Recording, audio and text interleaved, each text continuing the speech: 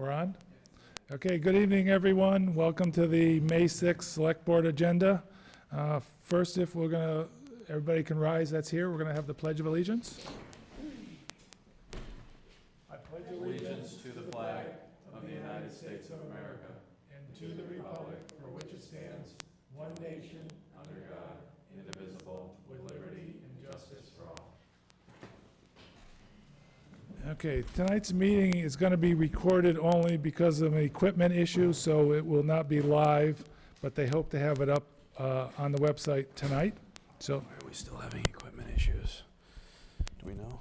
pardon me?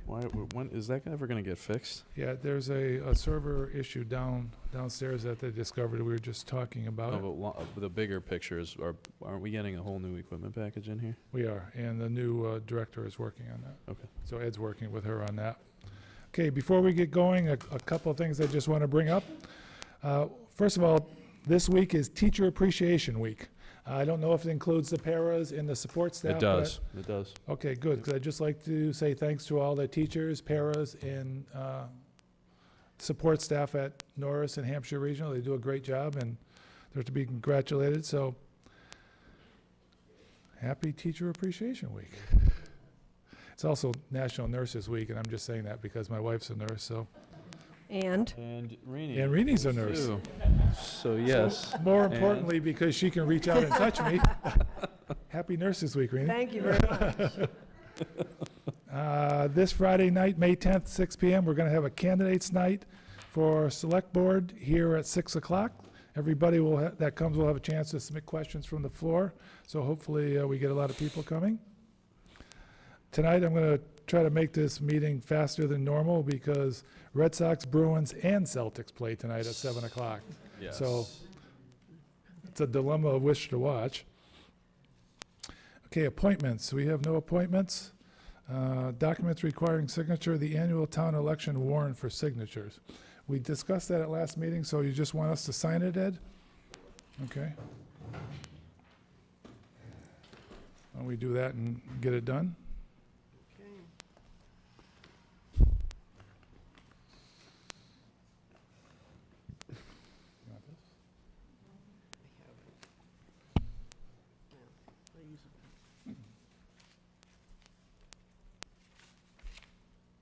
Do you know what time the candidate forum is? The what? Candidate forum? I did. No, it's Friday. Do you know if it's 6 It's the o'clock? 10th. I'll look it up. Oh, but I'll is look it it up. probably, is it posted? What? Is it posted, you think? I don't know if it's actually posted, but it was on Facebook. Oh, You go, Matt, and I'll sign that. What time is the candidates forum?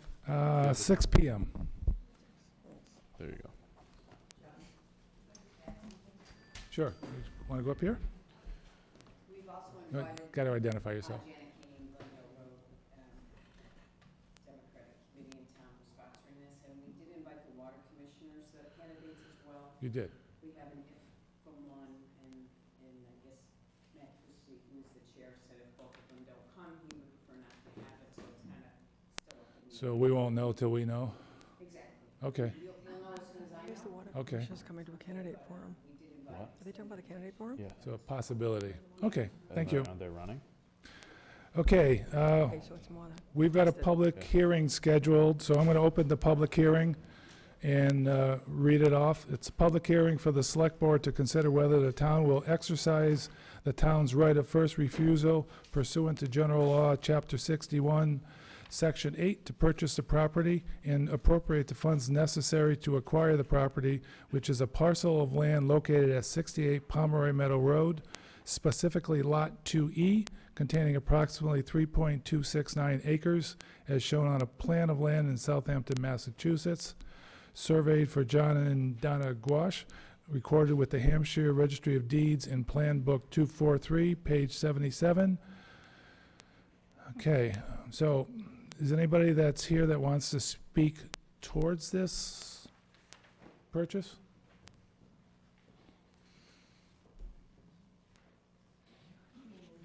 In favor of, yes. You can if you want, you don't have to.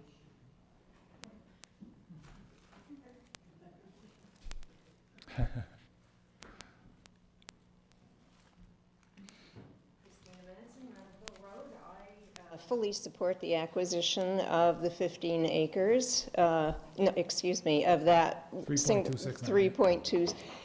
3.26 acres, hoping that maybe the full 15 can become available to the town. As we know from the studies that have been done, it's important to our recharge area. And the very fact that we've gotten a grant to help in its purchase also suggests that it's well worth conservation. So I support the exercising of the right of first refusal. Thanks. And excuse me, I should probably explain. We're only looking at Lot 2E because it was split up into 5 lots and only one valid offer came in so far on that lot. That's why we can exercise our right of first refusal on that. As the other ones get a valid purchase and sale, we can also do the same, or we can work on approaching the owner to purchase those outside of the right of first refusal. Do we know for sure that it was split? That it was what? Do we know for sure that the land was split? Yep. Yeah.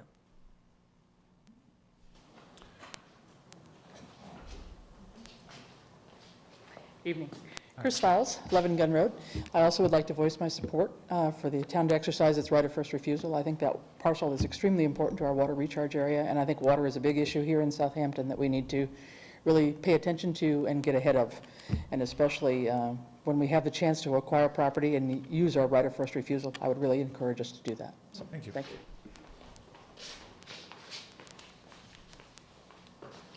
Tammy Williams, 298 College Highway.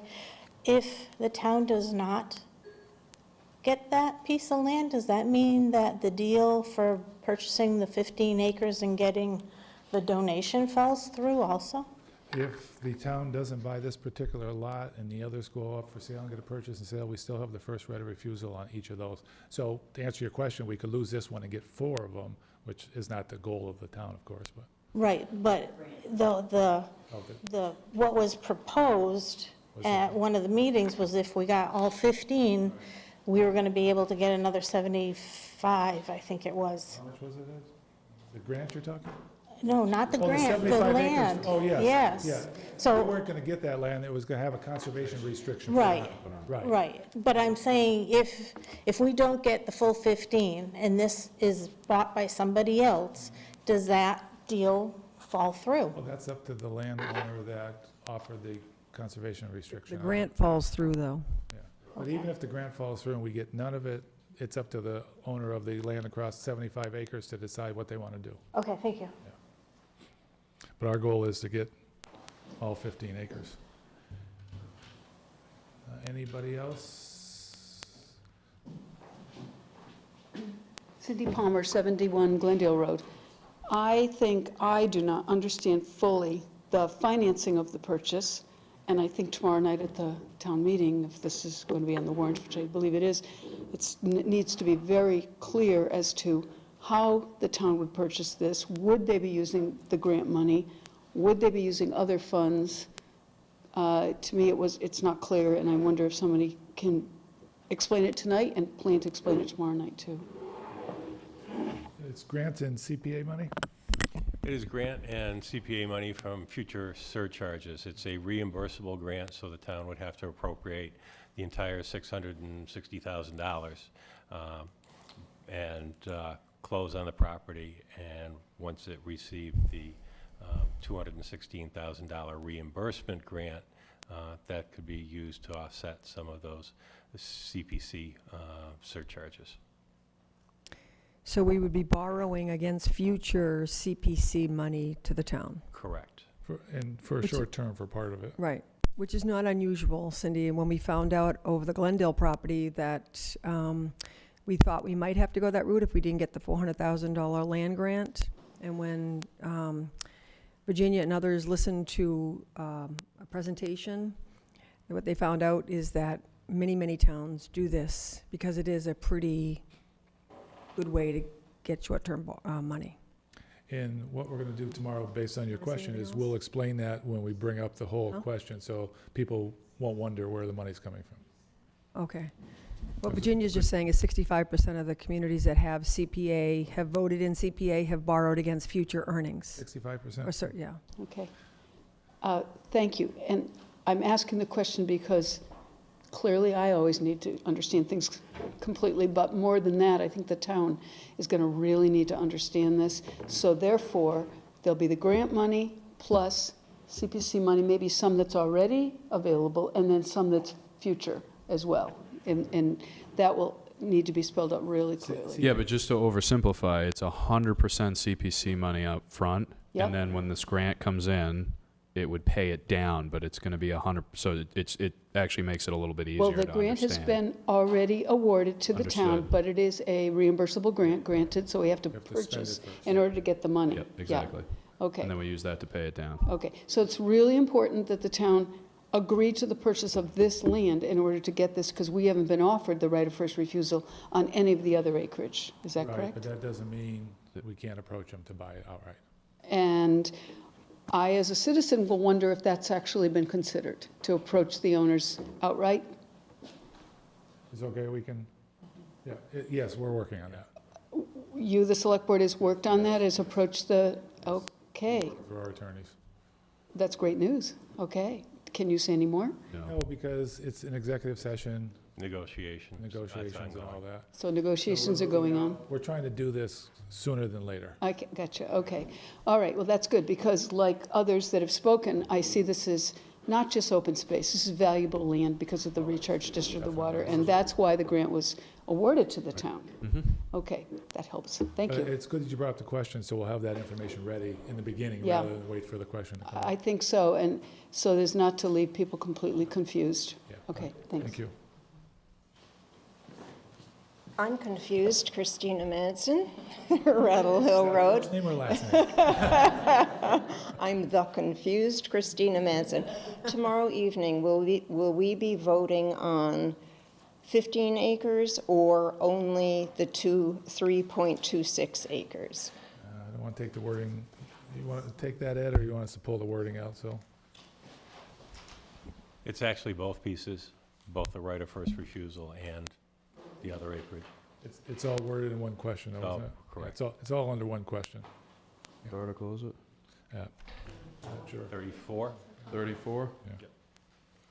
So At the just to end. be 100% sure, we will be voting on the purchase of 15 acres. That's how the article's Thank you. written. We'll recheck it just to be sure, but are you looking at it now? I'm looking at it right now. Individually in the article. Yeah. And there are 5. Okay. Yeah, I mean, the article's we're going to go through this tonight, but the article's very long, and it's taking care of all 15 acres, but it's very long for a reason, because this is obviously complicated, given the 1 and the other 5. So I want a clarification, because in Virginia, you're the one. To me, we're using CPA funds. The CPC, Community Preservation Committee, is bringing it forward, but they're CPA funds, Community Preservation Act funds. They're not CPC funds. So I just want to clarify that as we go forward, correct? Okay. Because some people are saying, is it CPC or CPA? It's a committee that takes the money and allocates it and takes. Oh, absolutely. I wish we had a portable one, but.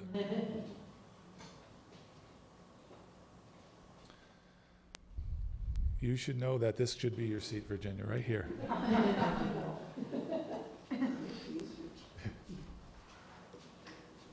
Okay. Virginia A. Hart, 27 Fulmer Road, Chair of the Community Preservation Committee here in Southampton. We call ourselves here CPC, but in reality, it's the CPA Act. And statewide, when you're talking about funds, they talk about CPA funds because it comes under state jurisdiction. That's where the money comes from, right? Yeah. Well, some of the money, Preservation Act, yeah. yeah, comes through that act. And so it gets a little confusing, but some committees just call themselves the CPA. Well, they're not the act. They're a committee. I just want to make sure if it gets put down that all of a sudden it's not a technicality later on, they say, oh, the vote's no good. And the water commission, the water department was instrumental in Yep.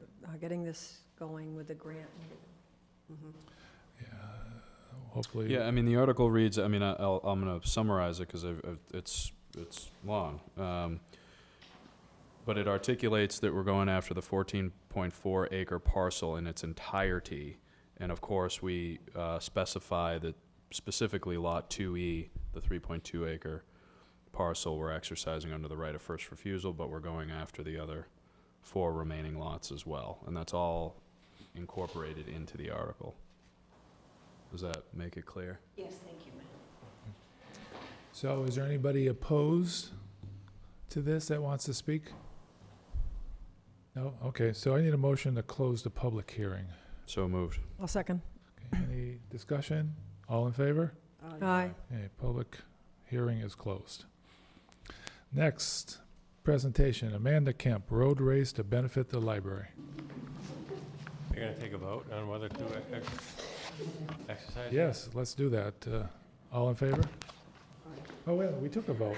We took a vote. Well, you took a vote to close the public hearing. Are you Right. is there going to be a motion and a second and a vote on actually the town exercising its right Okay, of first if you need that, refusal sure. to purchase this lot? That's why we have a town administrator. Keeps us on track. So can we have a motion to recommend the town exercise the town's right of first refusal? Second. Discussion? I just want to mention that we got support letters in favor of the town exercising the right, and Ed, that came in from what departments? remember? Planning, conservation, assessors. Okay. All in favor? Aye. Aye. Opposed? Okay, unanimous. Now Amanda Kemp. Sorry about that. That's all right. Amanda Kemp, 64 Fulmer Road. I am also the president of the Easthampton Rotary Club, which is an international service organization, but we tend to, in addition to doing international projects, we focus on Southampton, Easthampton, and Westhampton. So as the president, we each choose a project when we serve, and so I approached the library to ask them about doing fundraising to help supplement their programming budget, since I don't believe they have a line item for programming. So since last fall, we have been working on organizing both a 2K walk and a 5K run, which we are going to hold on Sunday, May 19th at 8:30 in the morning. And so I just wanted to let you know what we were doing, invite you to participate if you'd like to.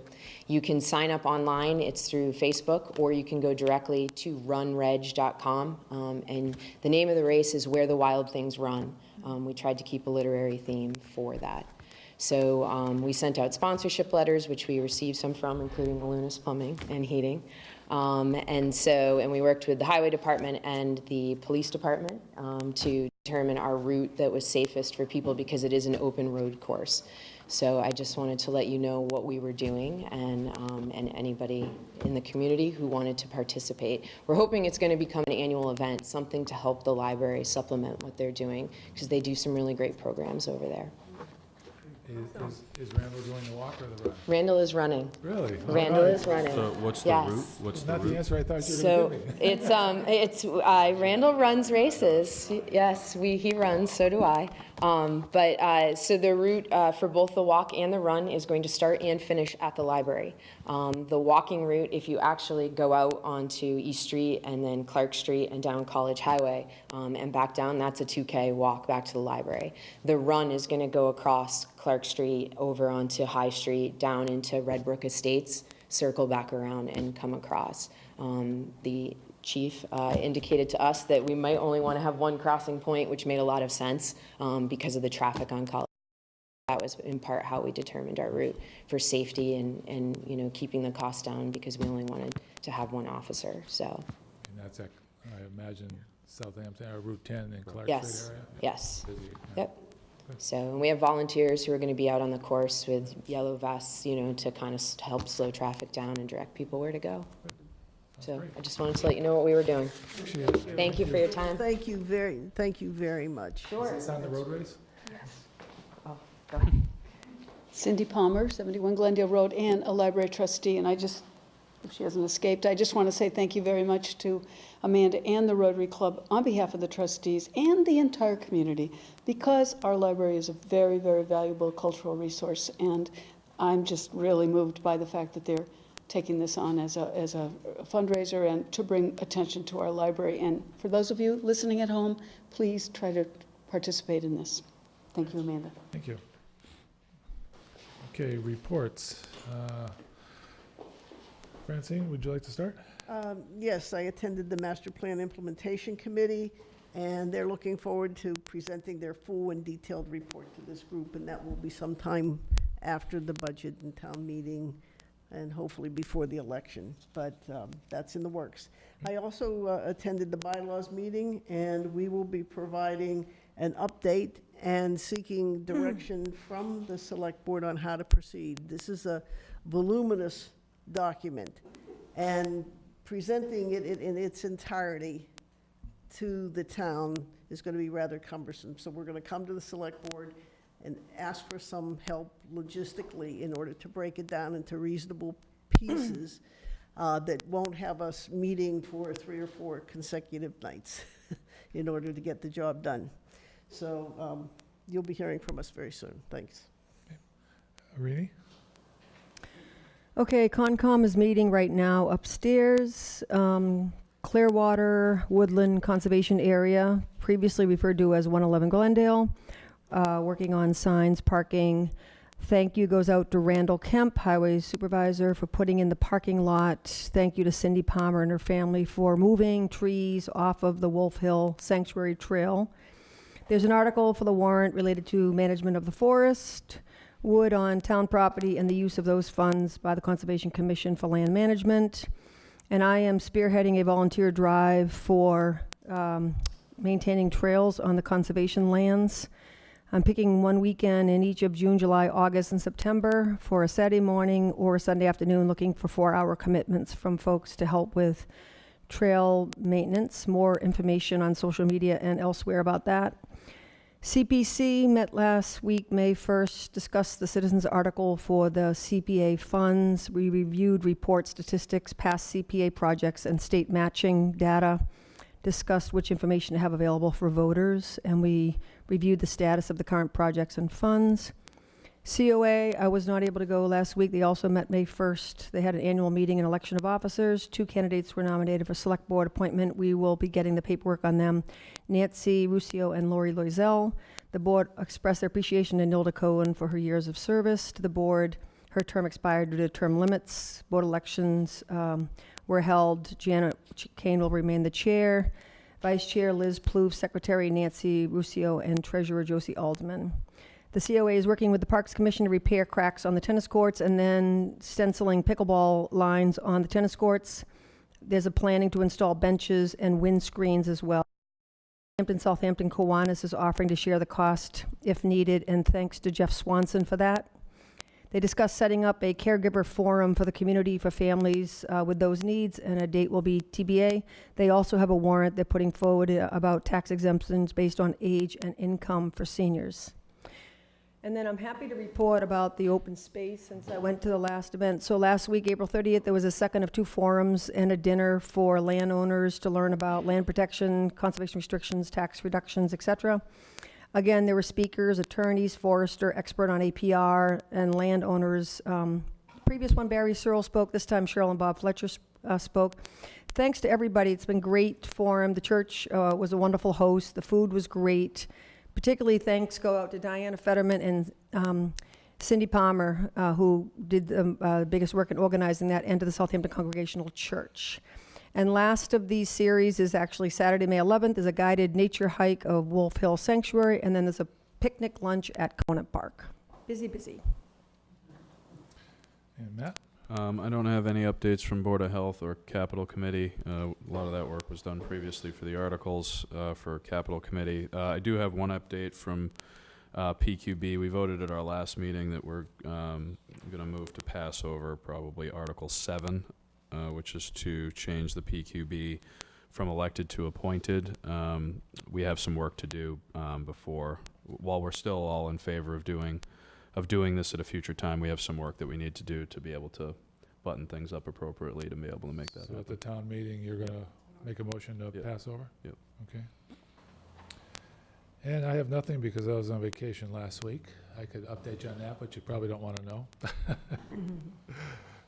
Town administrator. Sure.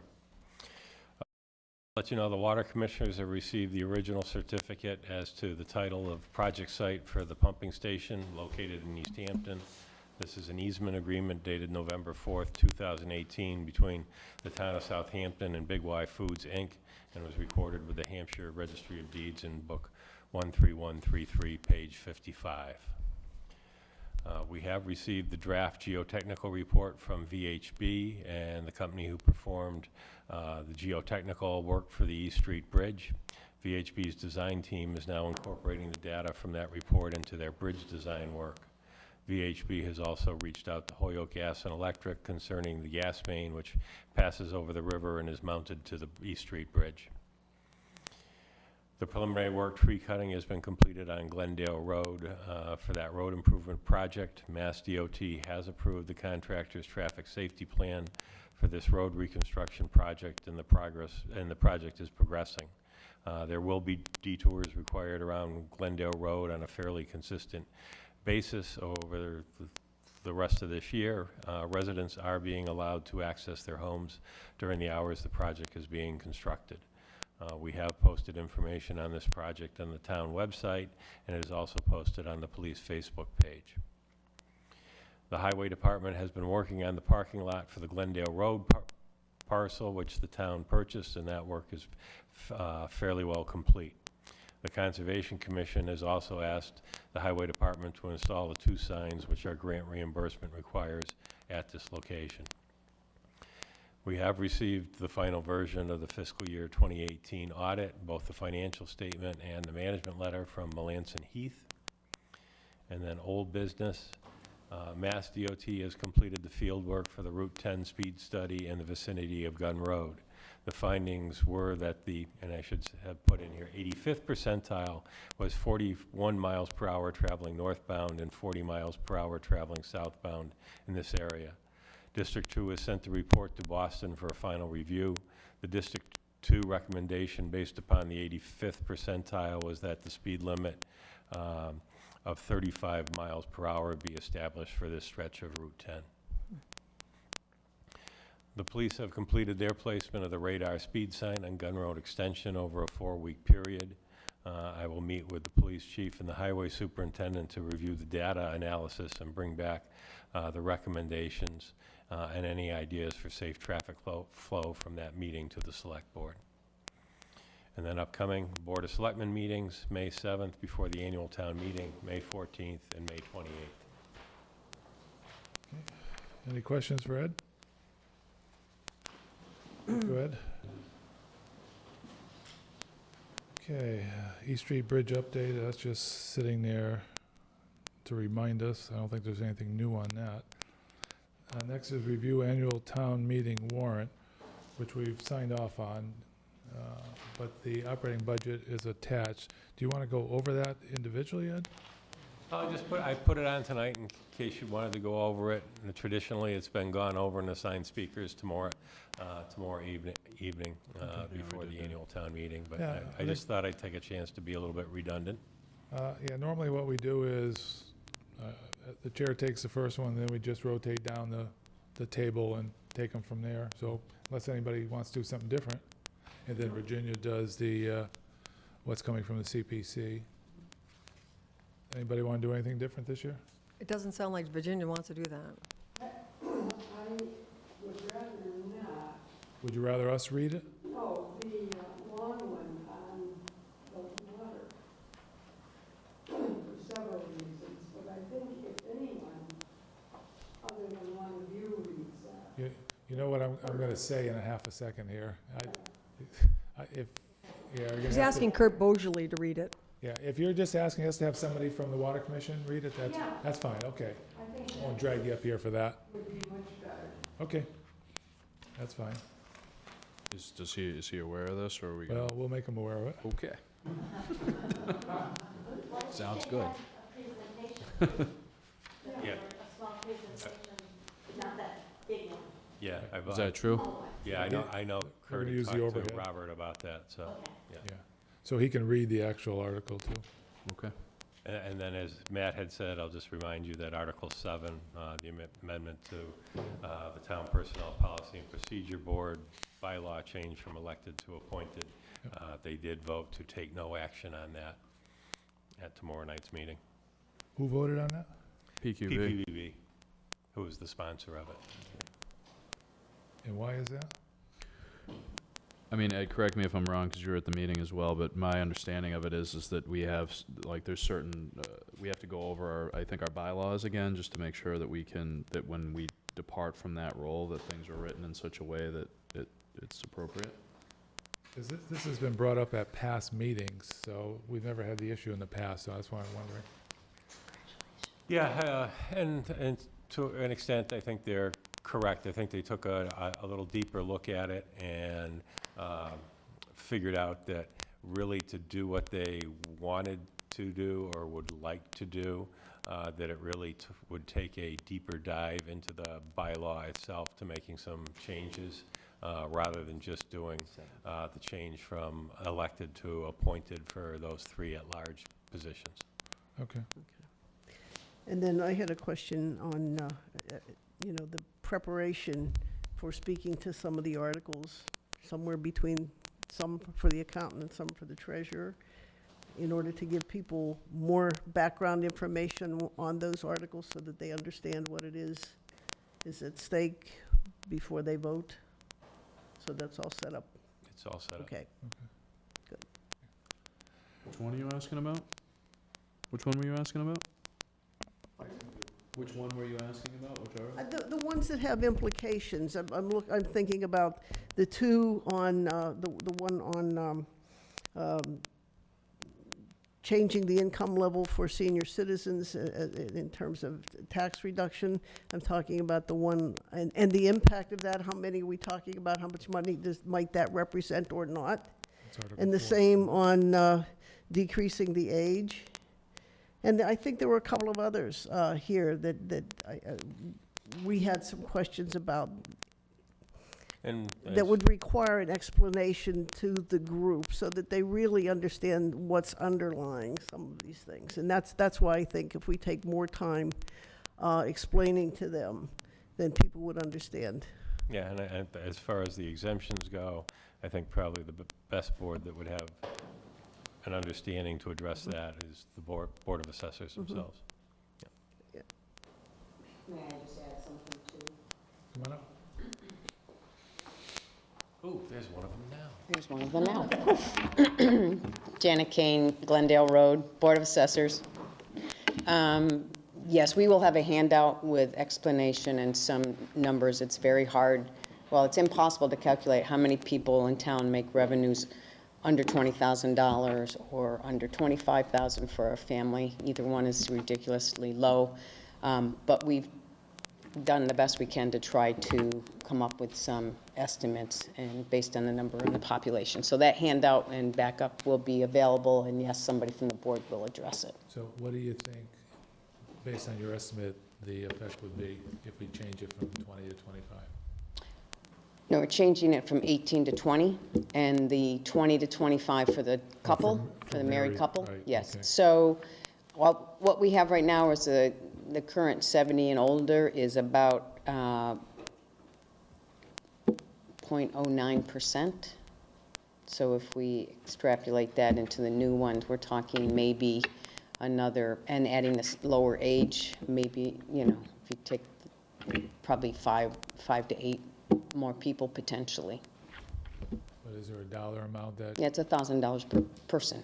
Okay, So not that's that- the exemption is $1,000, so, So not that much. okay? All right. Thank you. Ed, maybe just the way I'm reading it, Article 3, it's the CPA surcharge tax. I know it's a citizen's petition in the way it's written, so maybe it's a moderator question. Down below in brackets, says $100,000 of the value of each taxable parcel of residential real property. Shouldn't that say is exempt? This is a citizen's petition. It has to be printed exactly how it was given to us, so it is. Understood, but I'm just wondering if that's going to compromise it and it could go forward like this or not. That's why the moderator. hopefully answer that. Hi, Robert Floyd, 15 East Street. Don't know. We imagine the person who authored this article will give the motion. The motion needs to almost mesh with the article because I haven't approved the motion yet. So while that person's reading it, if it changes, then the moderator will make a decision whether or not to ask for a second. But once it's here, and then it's on the town's floor, it's no longer the citizens' petition, it's the town meeting's article. So we'll wait till the meeting. Yeah. Cool, thank you. So, and while I'm here, there's the motions that are very condensed with a long article. There's maybe 6 of them. I'd like whoever's going to be reading them to read the article and the motion. There's only about 6 or so, and I'll direct it as we go along. So if there's 6, we can share them. I can go through them quickly. I mean, it's good, that way everybody will understand them. Yeah, okay. Glad to do it. Let's see. Article 6. So what do you want to do with these? I'd like because the article is more definitive, and yes, the motion does fit on the 4 corners of the article. I like people in the audience who may not be watching live tonight and may not know what's happening for the last week or two. I'd like the article read as well as the motion for Article 6, Article 7, Article 8, Article 9. Hold on. Sorry, I'm sorry. Article 6, 7, 8, 9, 10. Yeah, they all seem to be in a row there, don't they? Article 17. I'll vote John Martin reads all those. All in favor? Article 31. Article 32. I think you're over your limit of 6 here. And Article 33. 31, 33? Yeah. 32 also. 32, 33. You want Yeah. 32 also? Yes. Yes. Yeah, because the motion's 2 sentences, and, you know, there's 8 or 9, 10 different segments. And I didn't discuss this with Ed, but I plan to tomorrow morning. Some of the article on the motions have or take any other action relative thereto, so we don't want that read. If it is read, I'll simply ask you to amend what you read and So don't read distract it. Yeah, And that's, On all of them? on all of them. Many of the articles don't have it, some do. It's what we do for an article, for a warrant, but not for the motion itself. I've circled them all, so I'll be right there with everybody. sounds good. Okay. Any questions for Robert? No. Thanks, Robert. Okay, is there any other questions on this warrant? And I guess I want to come back to having information available to the town on Article 3. Do we have any numbers behind that? Okay, Depends on how it's seated there. we're looking at Article Yes. 3. We do. Yeah. We do, and someone's prepared to speak to them. Yes. Okay. Now, how are we going to do that? Because I think what we talked about is try to find out what the average home is worth and give the difference between 1% and 3% minus the 100,000. Is that what we're going to do? Basically, the treasurer has looked at historically what we take in and the surcharges at 3%. Yeah. And it's pretty consistent, and then extrapolated out what that would be at 1%. And then just taking a look at historically what we have received from the state in the past. And because we are at 3%, we do receive a second and third round.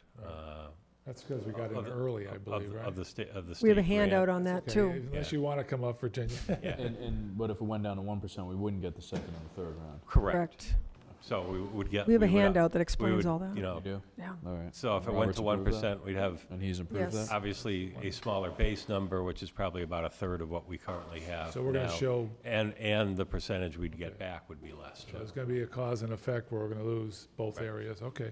But also, that doesn't tell the average homeowner, if No, my we had to house give is him a worth handout on 300,000, what is it gonna save me, or what is it gonna cost me?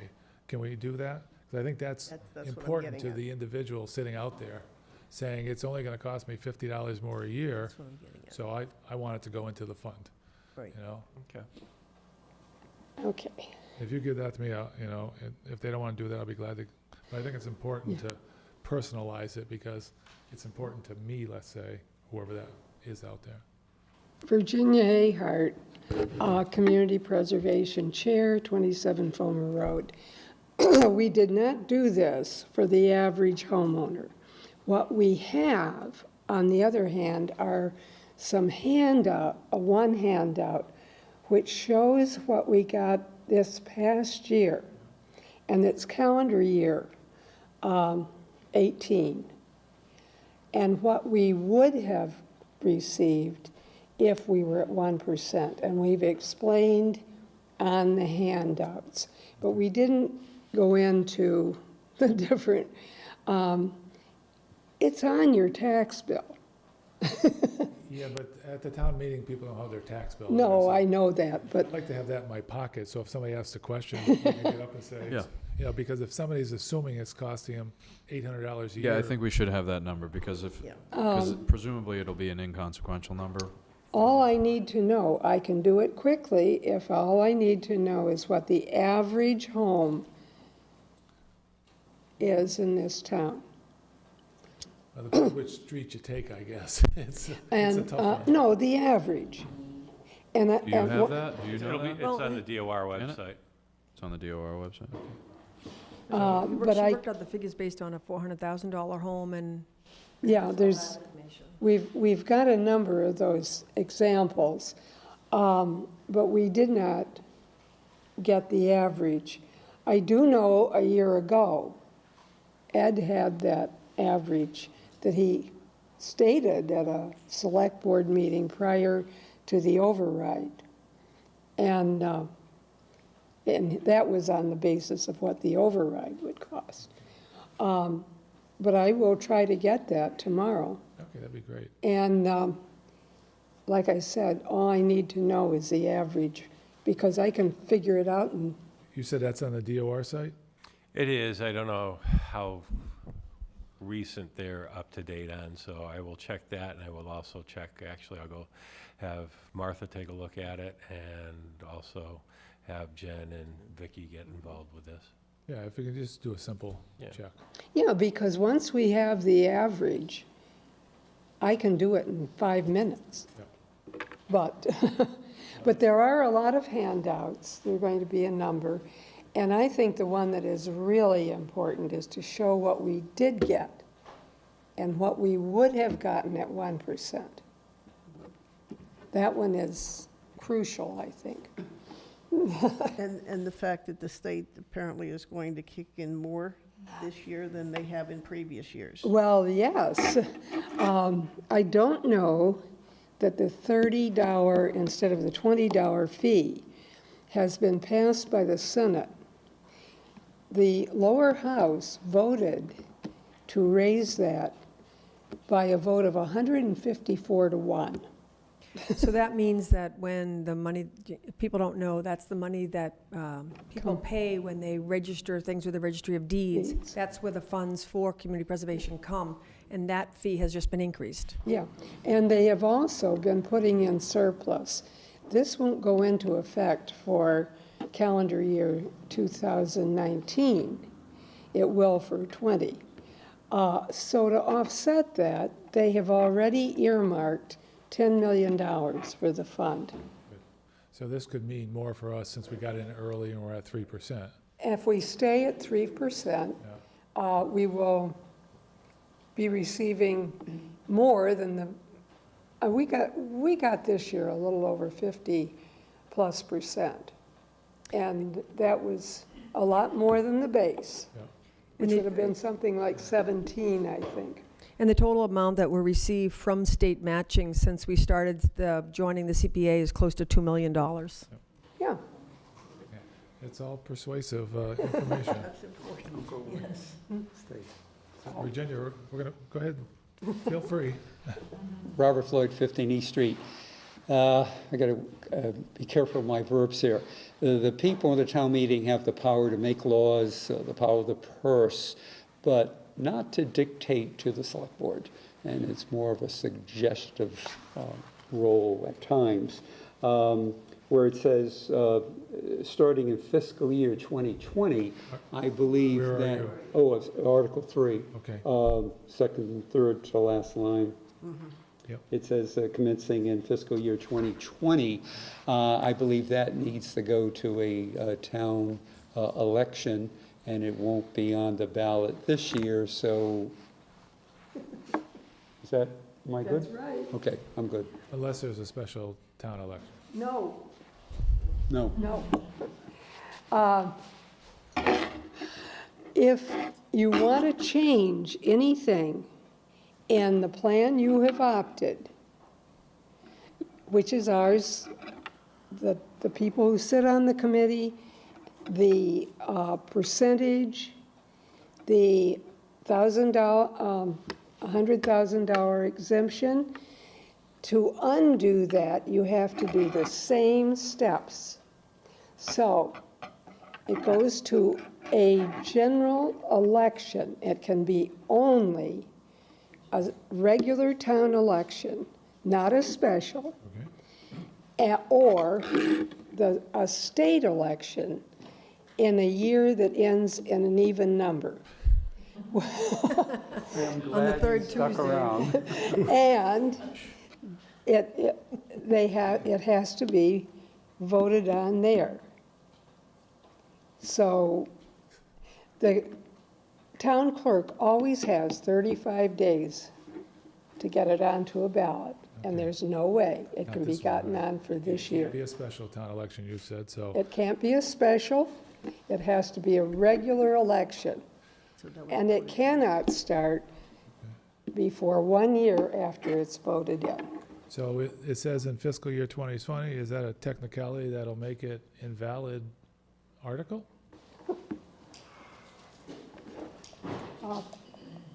It doesn't make it an invalid article. Somebody can, or the moderator will always announce what may be illegal or may not be what we're really voting on. So there's several ways to approach it, but it doesn't make it an illegal article, because there have been typos and the like which we've changed in the motion. Okay. So whether the person makes the motion, revises the motion on the floor, or somebody revises it after the motion is read. So when this goes up and before the vote and people can speak either way on it, is that where someone should bring this up? Okay. Yes, yes. Okay, thank you.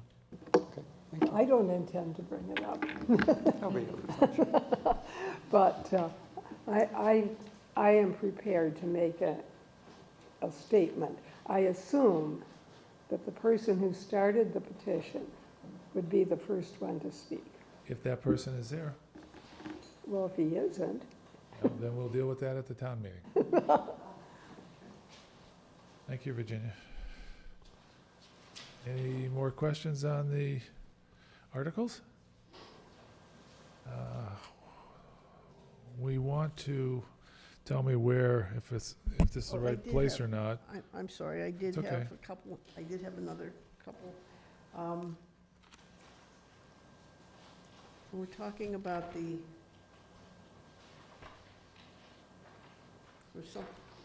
I had two different sets of this, so I'm looking for the one where we're talking about the ambulance fund, and in one, it clearly references that we're talking about the year 2020, and in the other, it doesn't specify a year.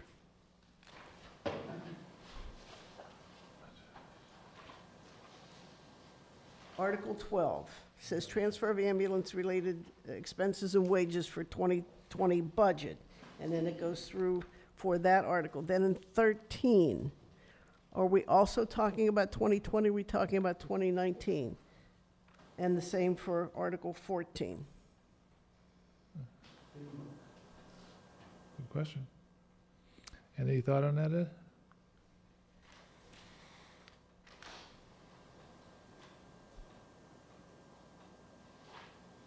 It's a loan payment for the new ambulance we already have.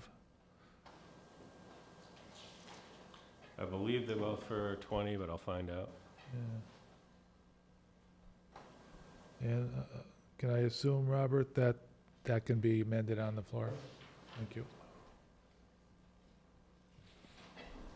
Okay, you want to get to the We gotta figure that out. the budget where we want to, Oh, yeah. so while we're here, we might as well bring that up. Trying to find the police budget. Yeah, just so that we can decide whether we agree on this. Yeah.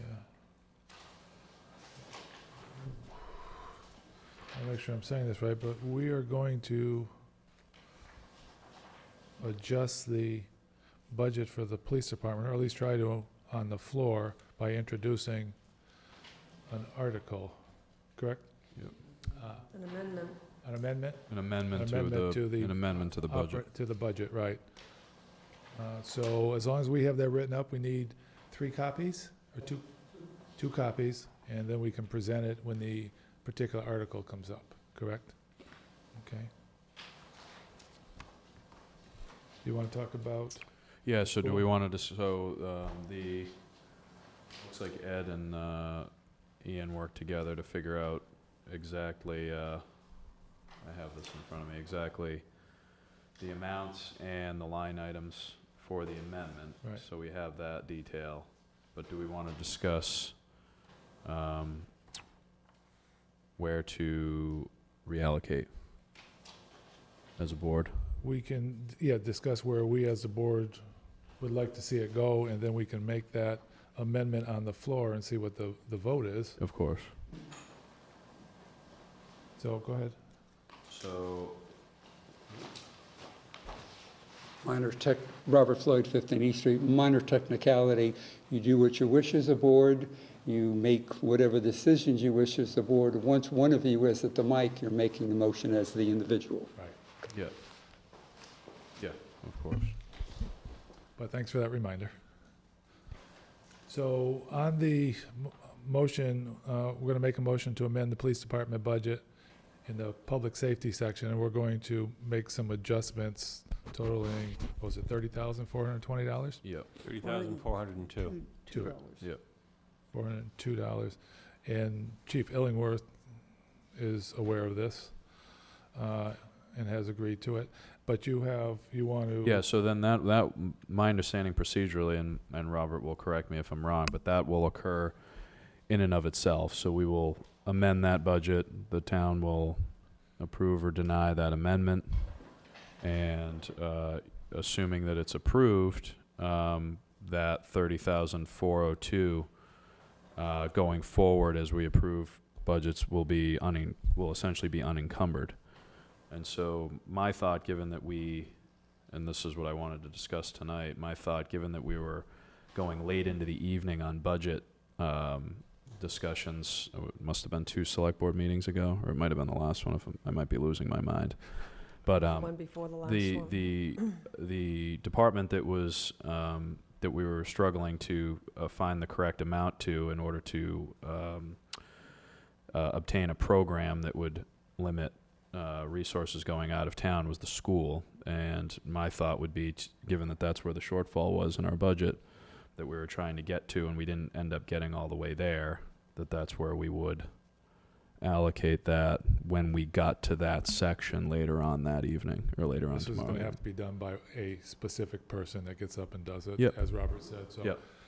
what we're talking about on the Norris School budget is they want to put in place a language program to keep students that go out of the area for language difficulties, keep them in school, in town, so that instead of paying $60,000, $70,000 every time we place somebody out Per student. Yeah. per student, we'll have these services at Norris School. And after 2-3 years, I think they estimated, we should have the capacity to take other kids on a choice in to take care of those children too. So hopefully it's going to pay for itself and bring additional revenue in the years ahead.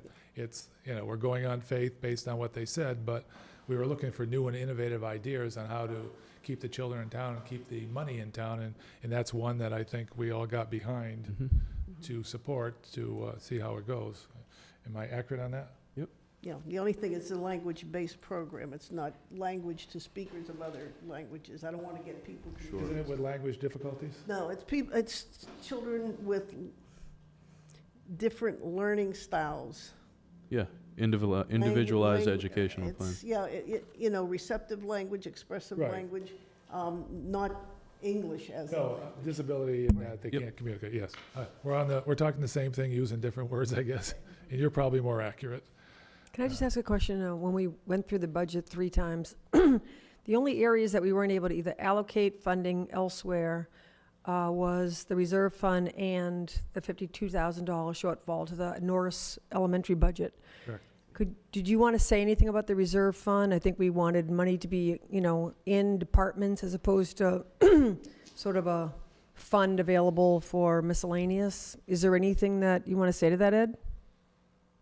No, I'm not thrilled of going into fiscal year '20 with a reserve fund of 0. Yeah. Does $5,000 really cover a lot, which is the current level of funding? No, and that's probably one of the reasons that we haven't seen it tapped as much this year. Is that usually, like when the boiler ended up blowing up, or I won't say blowing up, that's not accurate, but finally dying in the fire station. That alone was $7,200.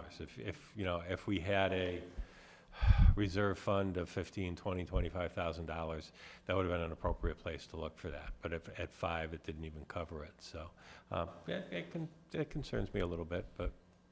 You could always do a transfer, right? Yeah. From a specific appropriate place, Well, if we had to. like I say, you've either got, you could transfer at a special town meeting, but, we're talking November, December, January for that, and then you've got end-of-year transfers, but you're waiting all the way till May and June for those. So, you're basically just hoping that nothing really, major or out of the norm comes up, or if it happens, it's in a department that has a large enough budget that can actually cover it from another, shall we say, budget account until we can get to the special town meeting or the end of the year transfers. Well, with that in mind, do we want to look at splitting it? It's up to us, because whoever puts a motion on the floor, if it's can't represent us per se, but represents our thoughts as a group. That's up for discussion here. What do you think? I think we've spoken more than once about Hampshire Regional having undesignated funds, and I think I'm against having undesignated funds. And again, what he said was $5,000 isn't going to be necessarily helpful. We'll just move over line items if we have to, depending on what the problem is. Well, I remember when I was on the finance committee a long time ago, we had $50,000 for the reserve fund. And Wow. it got eaten up a lot by these small bills that people didn't anticipate, didn't pay. So that's what it was used for back then. Now it's, $5,000 isn't going to get you anywhere.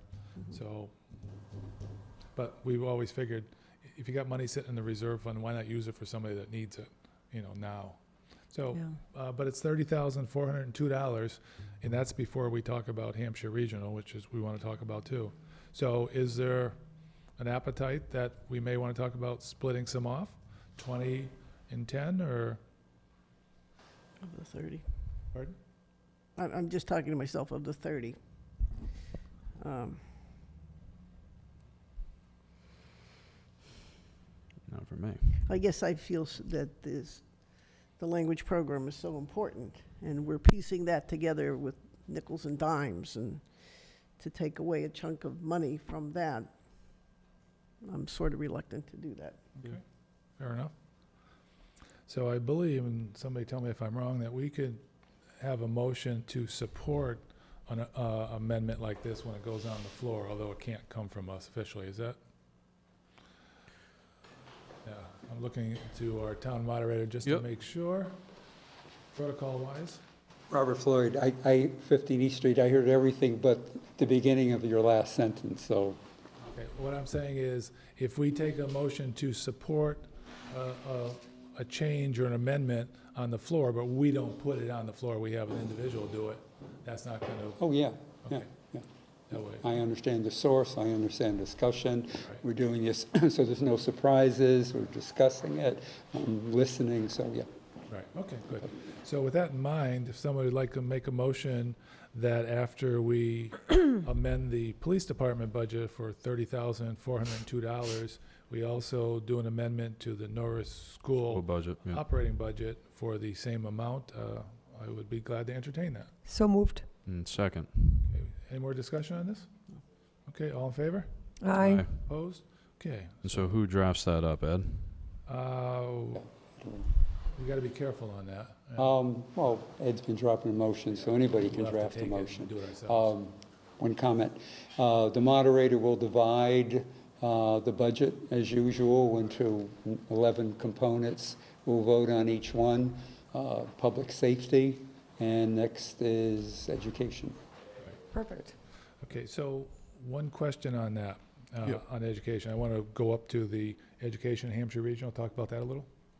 Yeah, let me just finish this. So procedurally, when we get to public safety, that's when somebody would get up to, like, you're not going to approve public safety, you're going to amend it right You're then and amending the there, budget, then yeah. you- And then we'll vote approve the on, amendment. the amendment, then we'll vote on the amended part of the budget Budget, got it. And for then public safety. Got it, okay.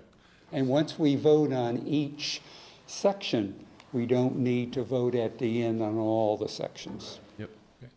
While you're still here, if you don't mind. No? So when we get to the education, specifically Hampshire Regional Operating, if we ask for that to be pulled out and put aside, and then the rest of it's voted on, Somebody can ask for the moderator to divide the education into two sections, and we'll discuss each school separately. so the question is, if we discuss the regional operating separately, The by- last two by- items. Pardon me? I think it's the last two items. Well, on the- Hampshire Regional Operating and Hampshire Regional Capital, so I'm talking about the regional operating. Okay. Okay, so by pulling that out and voting on the rest of that category, can we then discuss it, but also ask for an up or down vote on that particular one? We can ask for up and down vote on any, but if you're going to ask, so you want to separate it, Correct. okay. And so Then take a separate vote. it's a separate vote for each, and then we don't need to vote on the whole complete section for education, So because then we how- voted on the two different parts. Right. Yeah, so then how would that go? So when we get to education, we would We would immediately ask have to that make we- our first motion or our first amendment would be to separate, to pull out that Yeah. one line item. Yes. And then we would vote on that if we vote. We to would vote on the amendment to pull it out? No, there's no amendment to pull it out. Moderator will decide and I can separate, just, right then and there. whoever That's requests the- that be pulled That's out? the authority of the moderator to do so. Good. All right. That clarifies it, thanks. Cheers. Thank you. Okay, so at that point, because we've been talking about this and a lot's been going on with the five-town conversation and all that, and by doing this, we can then talk about, and somebody was saying, I forgot what they're calling the funds, but I think specifically the two funds that have been discussed are the E&D account, which is the excess and deficiency account, which is roughly at $500,000, and then the school choice account, which is roughly at $350,000. And those are amended numbers after, those are based on the present Right, budget, that's what correct? reason. Okay, so those are the ones that have, suppose those are This what they is- consider to be tightened up. This is not the unencumbered funds, which were brought up before. The unencumbered funds were funds, and they were roughly $833,000. Wasn't that the summation of both of those? No, that's where the confusion was. Those funds are unencumbered, but they did have costs that were going against those, and I think there was roughly 200 and something thousand dollars left. The principal was there, and also the business manager from Hampshire. So we don't want to confuse unencumbered with the E&D and the school choice. Those are separate. Unencumbered, they're gonna use the money by the end of the school year, pretty much all of it. But the E&D account, it fluctuates every year. They take some, they use some, and they put it back in roughly $500,000. For instance, in fiscal 16, there was 532,000. Fiscal 17, 561,000. Fiscal 18, 485,000. And I think the last we knew, and Francine, you can help out, it's close to $500,000. It's money's taken out, put back in. School choice is roughly at 350. So if we say roughly $800,000, and I think that's where the unencumbered funds, the numbers were close, that's where it got confused. So, and the reason for pulling that out is we want to see if the voters want to send that back to the school committee to relook at it, because our allocation this year is an additional $128,000. They level funded it, but because the revenue went down, they had to reallocate $285,000 in round numbers. In our portion of it, it was $128,000. So that $128,000, if it was taken from the Hampshire regional budget and came back to our town, there's a lot we can do with it. Again, a lot of people have been talking on both sides of it, and we'll get an opportunity to hear from both sides, but we want to be able to pull it out so we can have the discussion. Yep. Am I accurately stating that? Yes, you are. Okay, but my question about the unencumbered Yes. is that, you know, when I looked at the report, if the money had been allocated for certain purposes, and then there was a balance, and that money was not anticipated to be spent between now and the end of the year, that meant that that money just went to the bottom line, which meant that they had no intention of spending it on what it was originally allocated for, but then we're gonna kind of have discretionary spending against it. I don't And disagree. that's not what we were told, though. Yeah.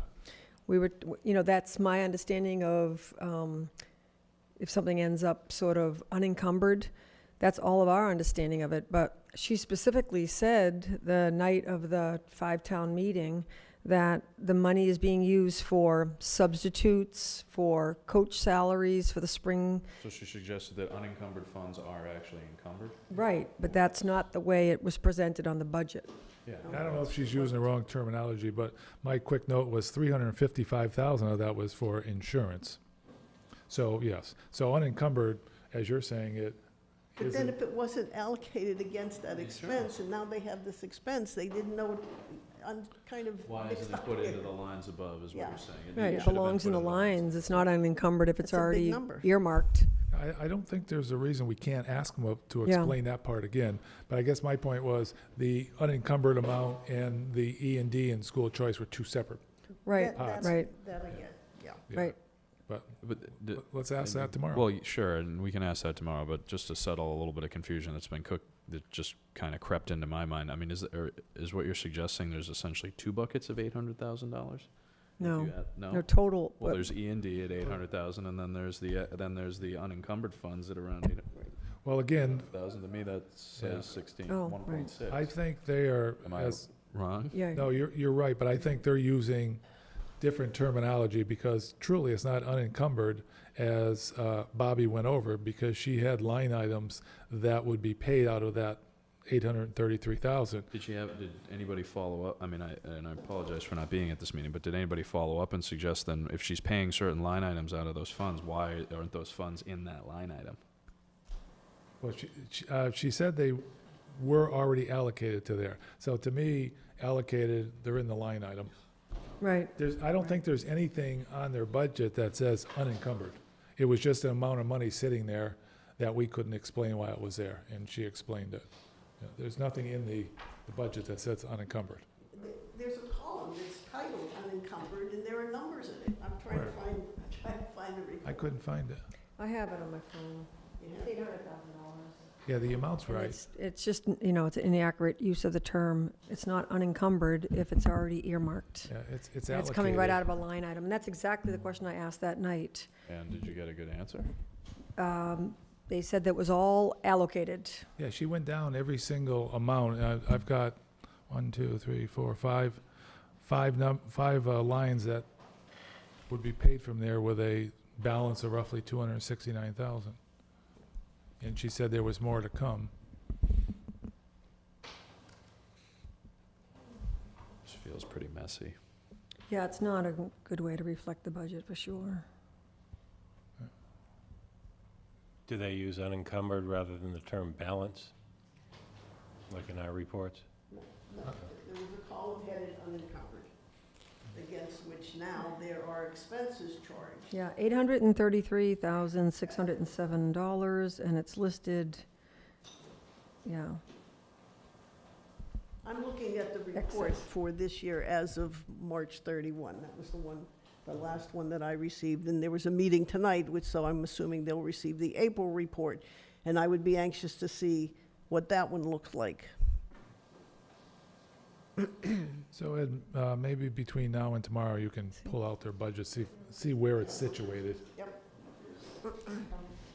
Because if it's a line item that said unencumbered, that doesn't make sense. No, there's a category, not a line item. Category. It was just, what was actually spent, what was the remaining balance, what did they have to encumber for the rest of the year, and then what balance was kind of loose, out there. unencumbered. They have Which a, meant it wasn't spoken for. well, they do have a category here. I'm looking at it. The category says $4,000. It says encumbrances. And then the budget balance is $833,607. So it says encumbrances, but there is a balance. There to is a the $4,000 in there, so it almost looks like it's more like 4,000 4,000 or unencumbered. 400? Yeah, yep, 400,000. Is that an email? Hmm? Is that in an email? No, it's a picture, JPEG. I can send it to you. I took a picture of it. Okay. So let's find out, let's look at that before tomorrow's meeting, because we can ask that question on the floor. Mm-hmm. But I'm gonna talk about the E&D and school choice when we get, tomorrow when we get to that point. Let's see where we were. Okay, next, review water enterprise budget. I believe our concern on that one, as we went through the water enterprise budget, there was a $12,000 increase to the superintendent's salary. And we had questions on that, whether that could be just done by the water commissioner or not. And Ed, do you want to talk about that? I can. They would have to go through the regular process through PQB. PPB to have it re-rated and send the form, the PCF, through the finance and the Board of Selectmen also. I did have a chance to talk with Matt Christie about it a little bit today, and what they have done is done a little bit of a market survey in the area, and they have found that type of position in this area is in the area, generally average pay about $85,000. So they're a little bit concerned about being out of the market and having a qualified individual, here that doesn't go somewhere else, and then being able to fill it. They have said that they do realize they have to go through the regular process. They have in the past. And then I also have talked to legal counsel, and legal counsel confirms that, they can't just do it, that they would have to go through the regular normal process to increase that salary. So if it stays in the budget, how do we keep track of it, or should we try to amend the? Yeah, I mean, isn't their budget reflective of that increase? So how do we amend Yes, that now? yeah. And they did a salary survey, which is good, but what towns did they survey? I mean, traditionally, we do the Granby and, what's the other one we do? Granby, Lee, Hampden Yeah. are our counterparts. Just depending if they actually have a water service or not in that type of position. But I would think that would be done by the PQB. Exactly. So how do we make sure this goes through the proper process? Again, if we take it out of the budget and the process goes through, we don't have it in the budget. Right, exactly.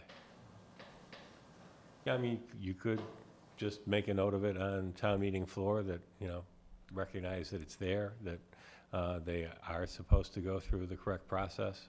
I say we do an amendment I mean, this department has flown outside the radar, and, you know, it's an enterprise fund, but the enterprise fund is our water Yeah. payments. And I just don't think that that's right. I'm not leaving the money in that budget.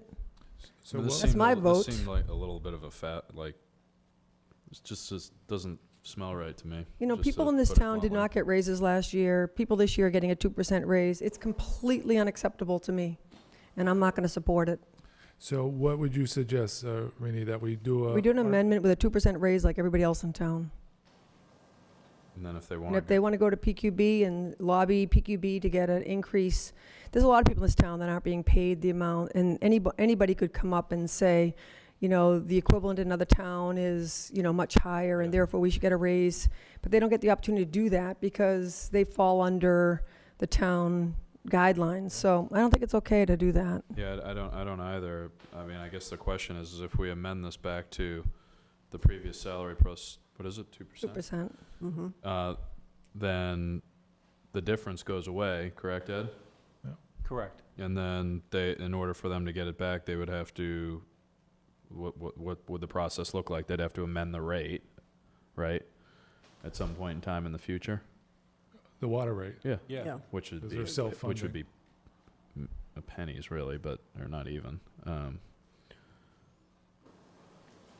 I mean, I think they should go through the correct process. I don't think that this should, I mean, essentially by approving this budget the way that it is, it's pretty much guaranteeing that it happens. It's just a matter of procedure, whereas I feel like the procedure was totally subverted So, on the front end. so Rini, do you want to make a motion that we support an amendment and reduce it by $12,000 and add 2% for the salary?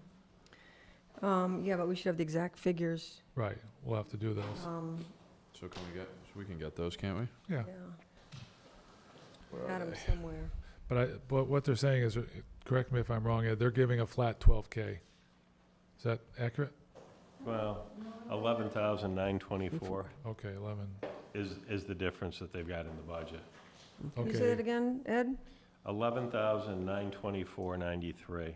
but isn't But that then that would because have to be adjusted to reflect a 2%, so it would be less than that coming Well, out. before you do that, though, the 11,924, isn't that because of some other adjustments and other line items too?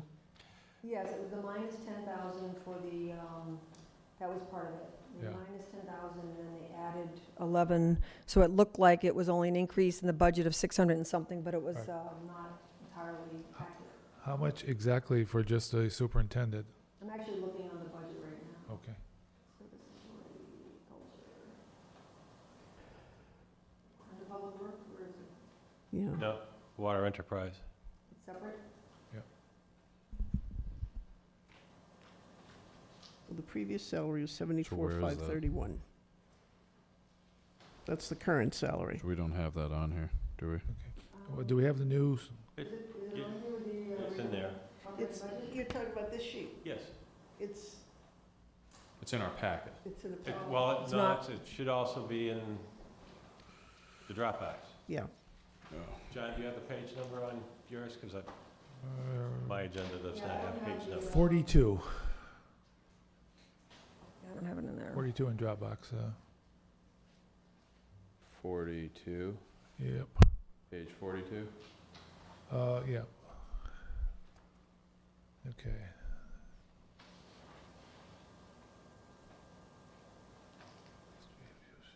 Water and trade. Okay, superintendent, It's not 42. Yeah, I don't have it. Current salary is 74,531 correct, It's not in this. for 19. What is it going to Times. 20? 2%. Or, yeah.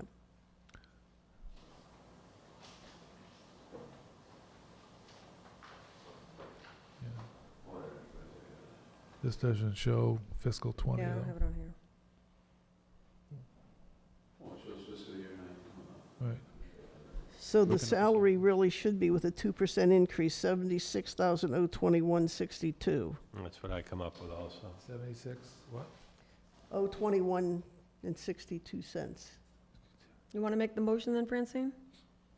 Yeah, I move that we adjust the superintendent's salary to reflect, water superintendent's salary to reflect an increase of over the 2019 salary of 2% to total $76,021.62.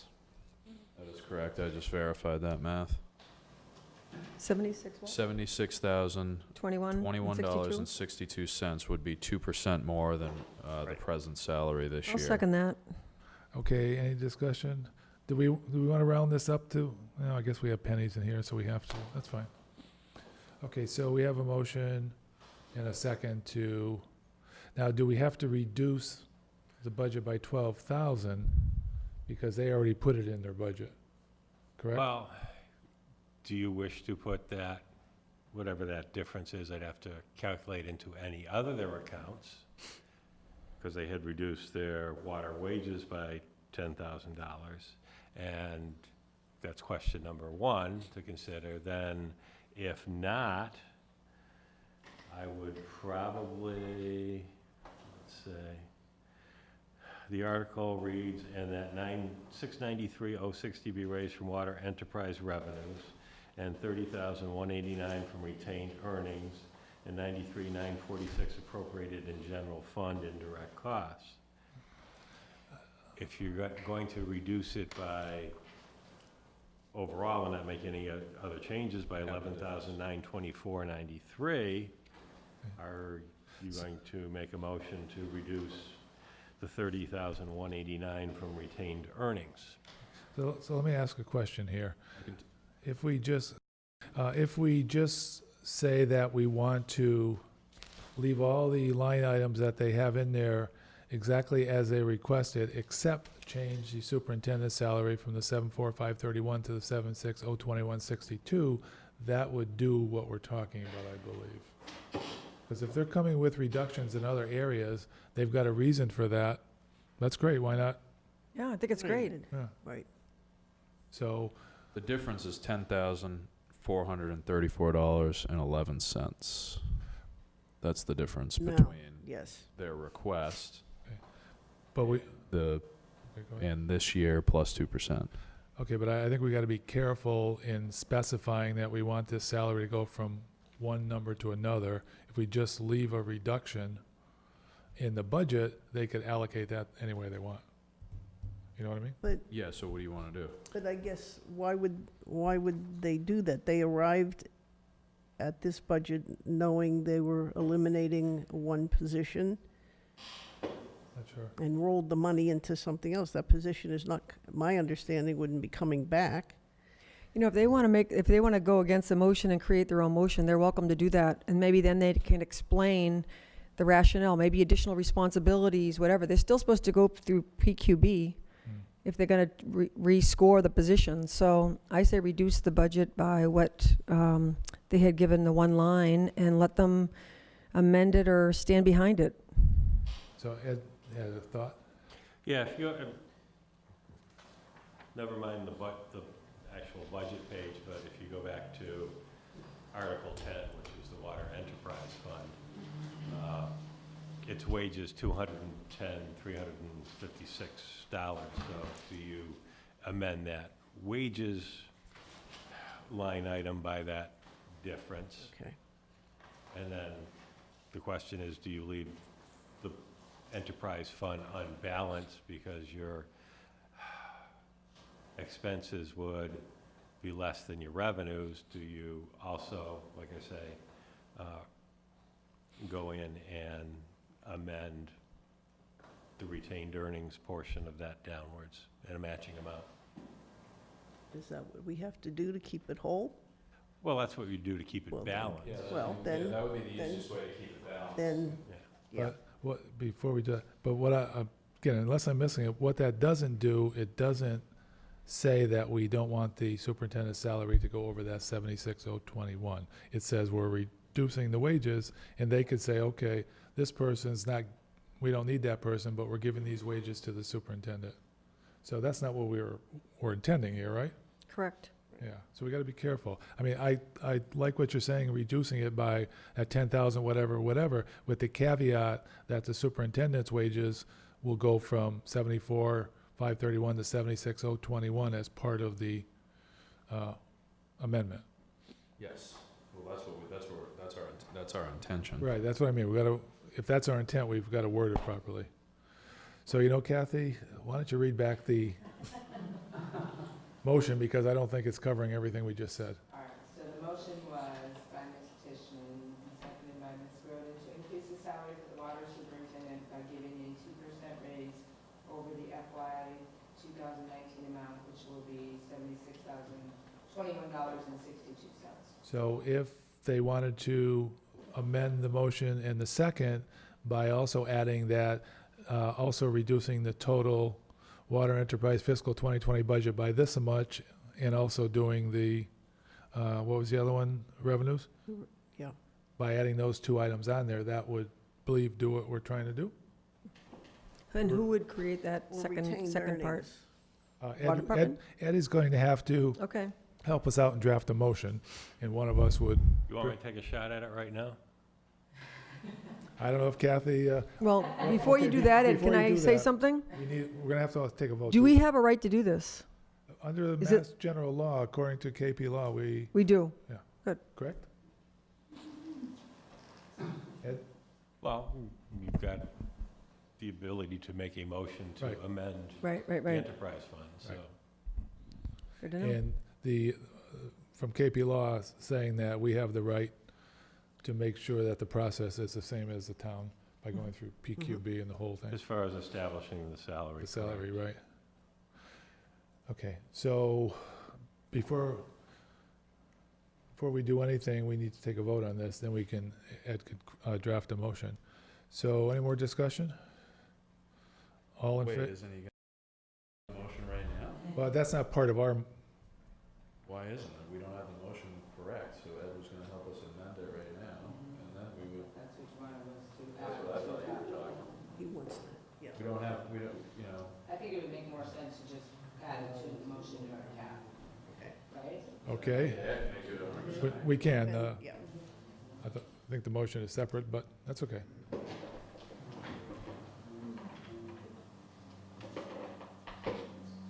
Putting Ed on the spot for this. So here's what I come up with. I'm ready. Sweet. Motion to amend the water enterprise fiscal year 2020 budget. Changing wages from $210,356 to $199,922. What's the difference? I rounded, it's $10,434. Okay, fine. And that is to incorporate that the superintendent's, the water superintendent's wages do not increase more than 2%, which would be $76,021.62. 2% over fiscal 19? 2% over fiscal year 19. Okay. And also to amend the money to be raised from retained earnings, change from $30,189 to $19,755. 19, $19,755. So it takes care of retained earnings, takes care of the wages line, and it takes care of specifically the superintendent's salary, giving a 2% increase over fiscal 19. So would you like to amend your motion and your seconds?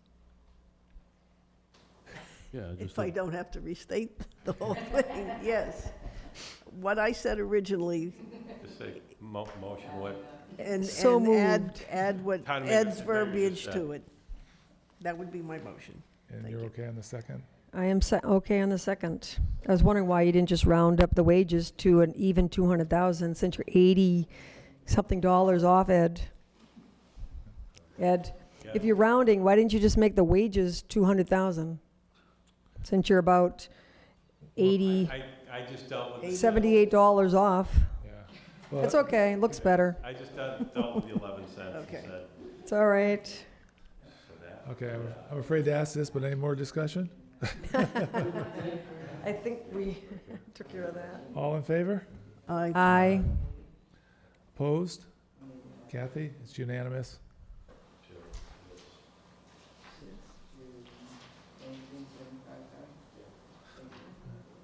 Let me know when you're. Was it unanimous? It was unanimous. Okay. Annual town report. Rini graciously drafted the annual town report select board section, and she sent it to all of us. Has everybody had a chance to read it? Yes. Okay. Yes. I don't think the licenses, though, have been updated. No, we would have to do that, but we can import those for you. Okay, so I know I had a couple of small questions. Does somebody want to start before me, or just? Okay, apparently not. Go ahead. So a couple minor things, Rainey, and by Yeah. no means criticizing, because. No, I that's pre- fine. appreciate It you was doing totally a this. draft.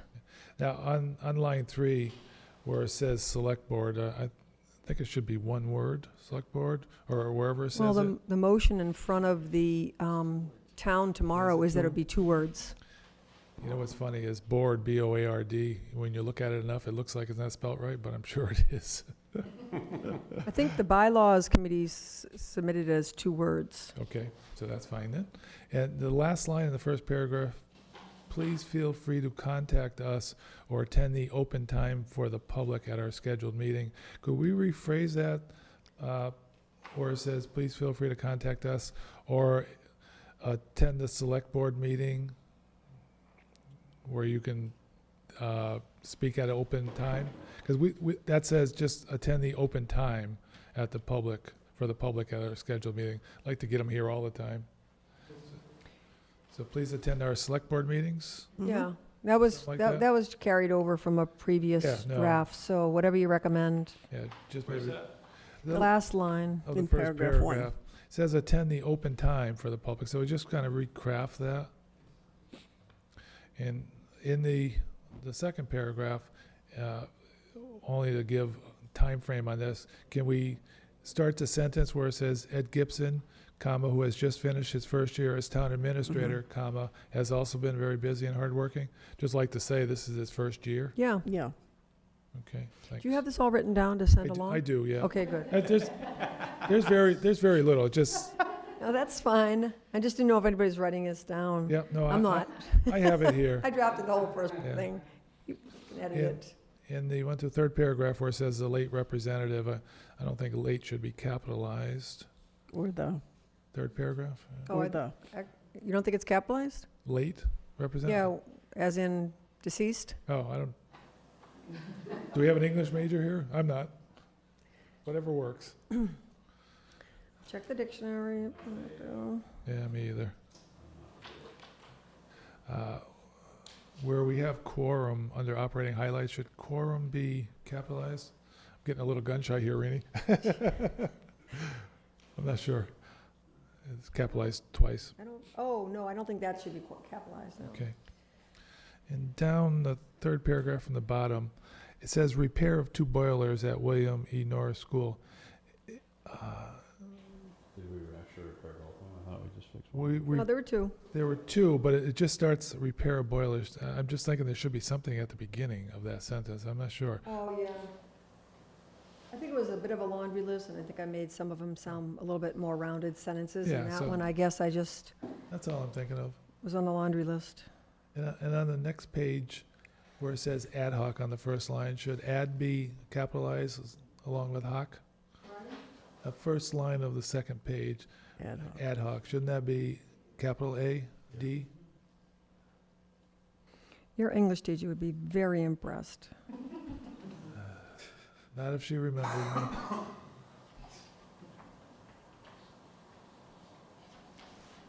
And that's all I had, so, very good, thank you very much. Anybody else have any questions?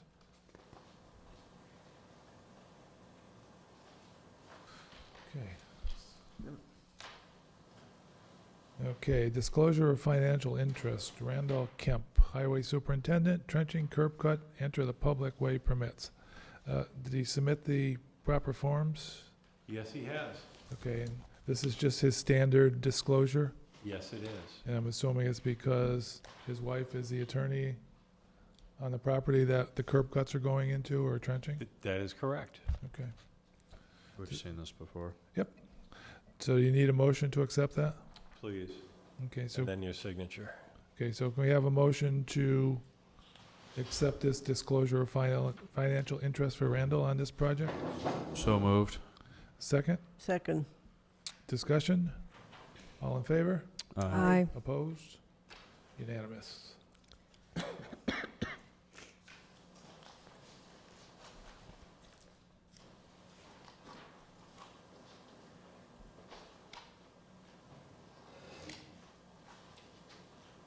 Oh, ballot questions. Yippee.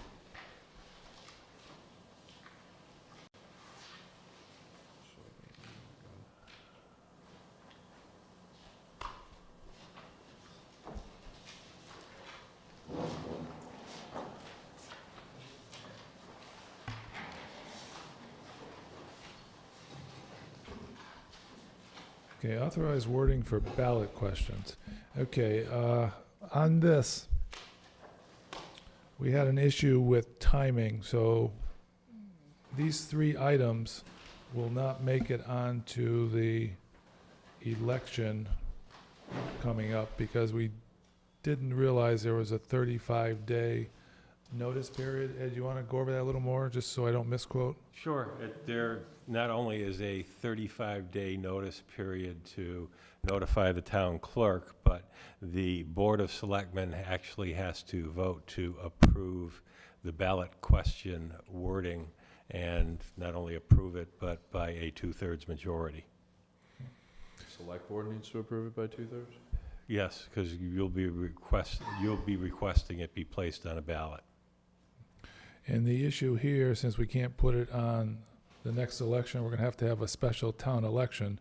And again, correct me if I'm wrong, Ed, once it passes tomorrow at the meeting, we can schedule a special town meeting right after that? You could. What I'd probably do is to turn around Town and election, right. ask Lucy if she's got some recommended dates before the end of June. Yeah, we don't want to wait too long because some of these things need to be This fiscal done. year. Well, no, yeah, it has to be, I mean, no. the East Street Bridge one in particular, we have to make moves on that. Right. That one's important. I think actually probably even a tighter time frame is the Norris? the Norris Elementary School improvements, because I'm sure they'd like Oh, to yeah, do those 'cause they wanna do facility them over the summer. improvements and during the summertime Yep. when they're closed, so. We have to bid those out, so that takes a while. Okay.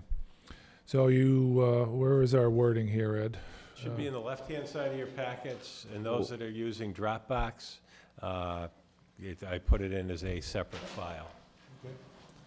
Well, I just want to voice a timing thing here. I mean, if we have to, what's the 35-day window? Like, have we already done the 35-day window, or do we have to do a 35-day window prior to the scheduled election? And the reason why I'm asking this is because, I mean, just from a standpoint of time here, if we have to ask Lucy when it would be convenient to have a special election, I mean, our current election's going to be in mid-May. Yeah, And if we have to, we'd be looking at probably the last 2 weeks in June.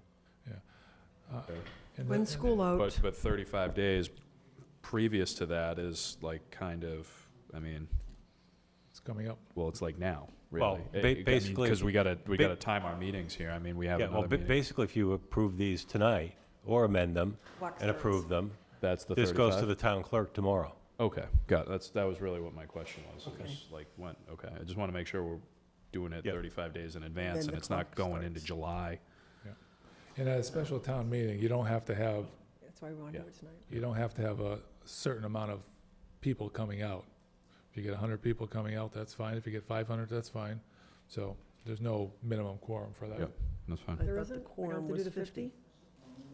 This is For an an election, We're talking election. The election, This is right. an election, yeah. Yeah. Right. not the town meeting, yeah.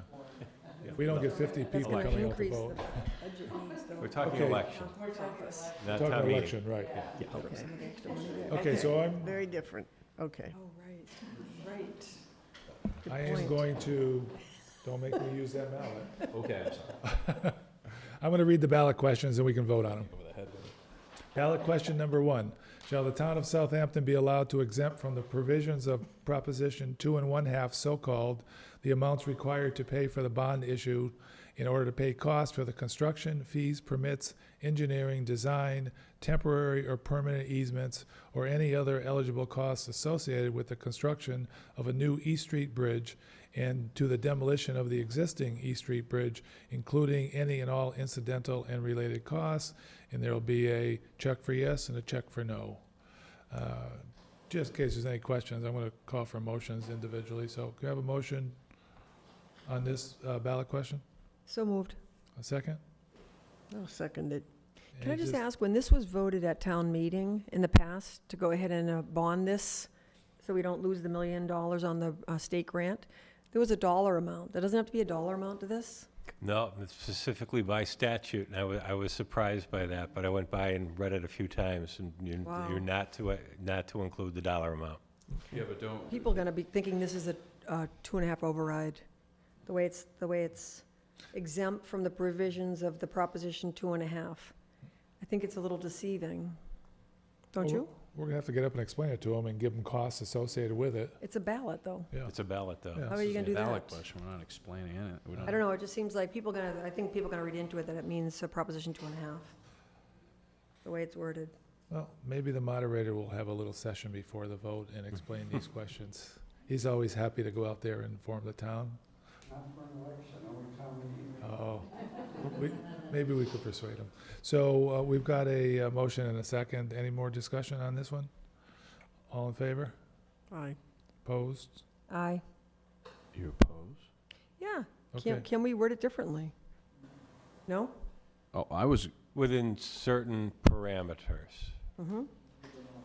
Okay, You can't give the dollar amount. but I've already called the vote, so we got to finish the vote. If it doesn't pass, we'll go back and talk about it. So wait, if it doesn't pass, we can go back and talk about it? And then we can can vote on it We again? can bring it back up again if we need to. So let's go back. I have other Fran- questions, so I just Francine think is we, aye. I didn't. Matt, what were you? Yes or no? Well, I have a question before I say yes or no. You If can't. I, s- if I, You can't, we're voting. If you want to talk about it more, you can vote no, and we'll bring it back up. and then we can re-vote again? We can, So no. okay. And I said yes, so it's tied, so it doesn't pass. Okay.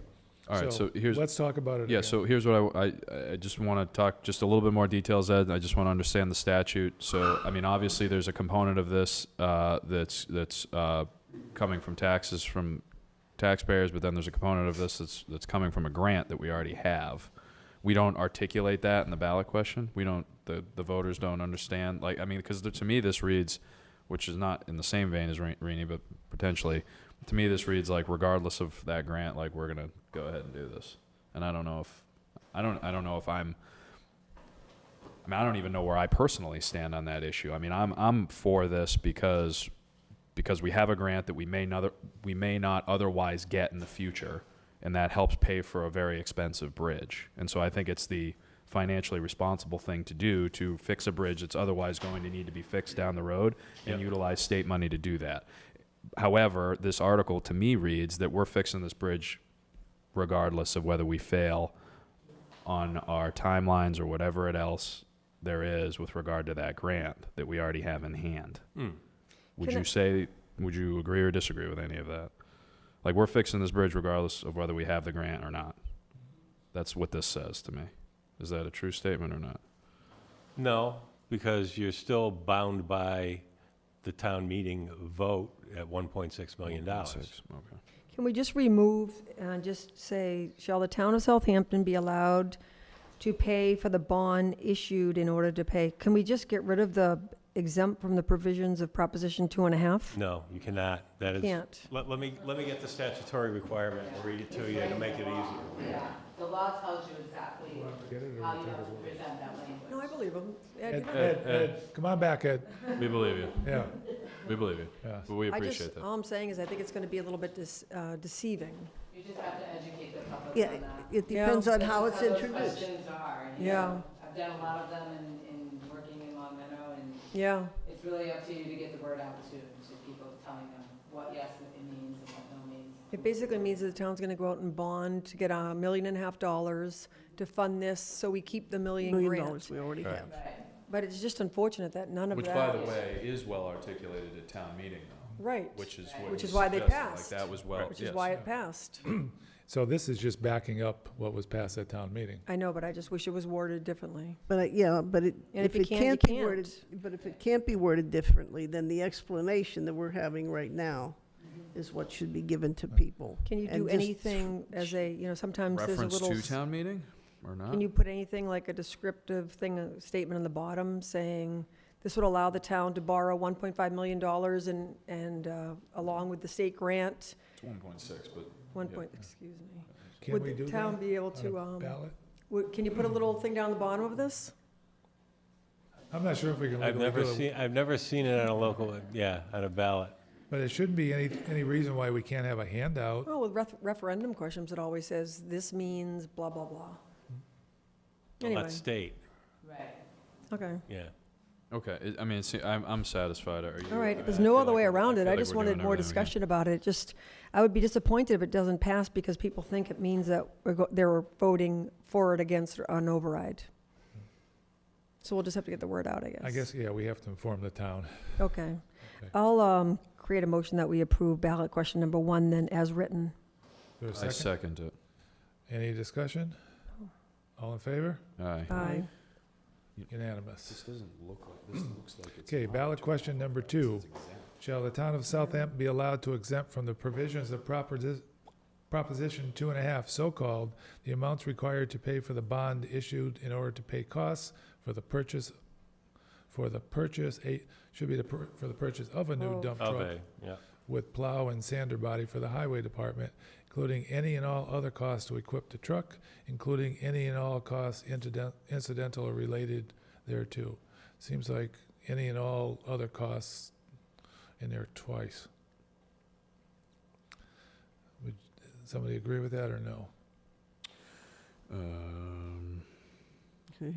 I think it just should say, at plow sander body for highway department, including any and all incidental and related costs. Right, I agree. So it should just, Take away the first, including any and all other costs to equip the truck. yeah, Cool. and add the of. So would somebody like to? So with those amendments, I make a motion to approve ballot question number 2. Okay, second? I'll second it. Is there any discussion on this, to the amended version? All in favor? Aye. Okay, unanimous, opposed? Ballot question 3, shall the town of Southampton be allowed to exempt from the provisions of Proposition 2.1 half, so-called, the amounts required to pay for the bond issued in order to pay costs for the Norris Elementary School Improvement Project, including design, bidding, fees, permits, and construction consisting of sink replacement in the science labs/classrooms, replacement of carpeting in several of the classrooms, replacing and repairing some of the exterior doors in the school, as well as repairs and caulking of the roof gutters, roof drains, and roof drain scuppers, and repair to the exterior masonry and mortar of the building, including any and other costs incidental or related thereto. We need a motion to accept this. I move to accept it. Second? I second it, but Okay, don't, discussion? just wait.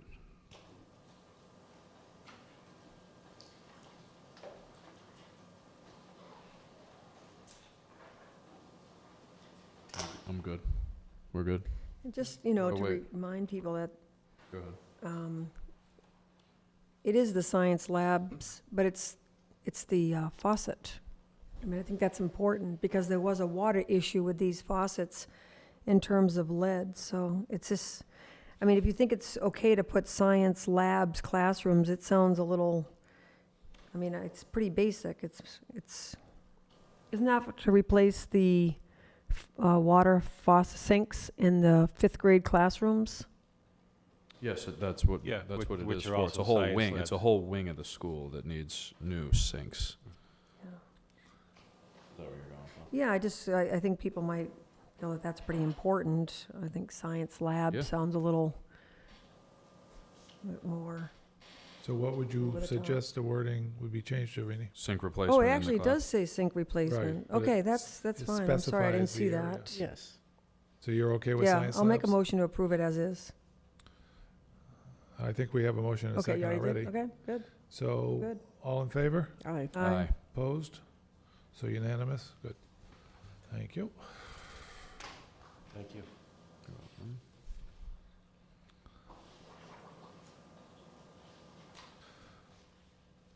Police chief appointment and contract. And as you'll remember, we did negotiate, and you voted in executive session. Last time around, we did not come back into open session, so really, if we would like to move forward with this, which I think you would, and Chief Illingsworth and his family are here also, should make an motion in open session to appoint Ian Illingsworth as Southampton's permanent police chief, effective as of yesterday, and also vote to sign the employment contract. Okay, In one open session. question that we had came up, chief, nothing really to do with you per se, is that, He is aware of it. okay, so, And it's also in here too.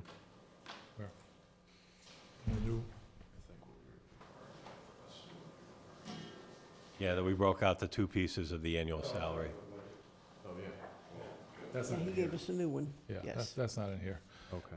So part of our negotiation was that the department budget would be decreased by $30,402. So what we were talking about is that we would like to see that go through the town meeting and be approved before we signed off permanently on the contract. But since everybody's here, tell me if I'm wrong, I think we could vote to do this pending the passage of that amendment to the police department budget tomorrow night, and that way we don't have to bring the chief back and his family. This is subject to appropriation, so, yes. Well, the appropriation, though, doesn't have to really do with the amendment, because the money is in the department budget already. Yep. Right.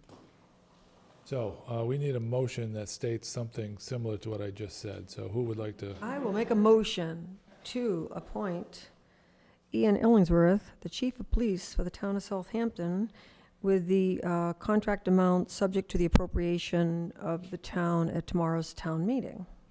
Did that catch it? No. No. Uh, Effective as the of effective yesterday's date. The appropriation of the budget at town meeting, it just means that they're going to approve the total police department budget. Right. So we need that reduction in the budget of that $30,402. Okay. So if you want to craft your motion that this is, what word do you want to use, Francine? Subject to the passage of the article amendment on the floor to reduce the total police department budget by $30,402. $30,402. Sounds good. Is that what your motion said? Yep. Okay, Effective yesterday. just clarifying. Do you For the want to record. read that back? Where is she at? I wonder Well, if let's we need a second first, then we can go do she- that. Second. Okay, so you want to read that back, Kathy? Okay, so moved and seconded to appoint Ian Illingsworth as the permanent police chief effective yesterday, pending the passage of the amendment to the police department budget tomorrow night on town meeting floor. The amendment- $30,402. To Yeah. reduce The budget, the amendment to reduce the budget by $30,402. Boy. Okay, any more discussion? We're just holding it up for you, Chief. He's waited long enough. so- All in favor, raise your hand. Aye. If I'm not mistaken, wasn't there 3 kids here? Yeah, it's homework.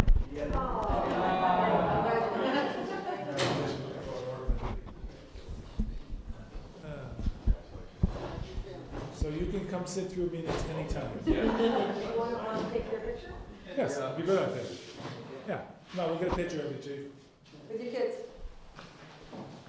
This is my wife, Patty, and my son, my older son, Bryce. Nice to meet you all. Are your children? Yeah, the other one, he had too much homework, he had to get home. Do that. Yeah, I'll do it. I'll tell you what, I want to get the seal behind you. So move that. The seal was right on the podium there. I gotta be behind the heads.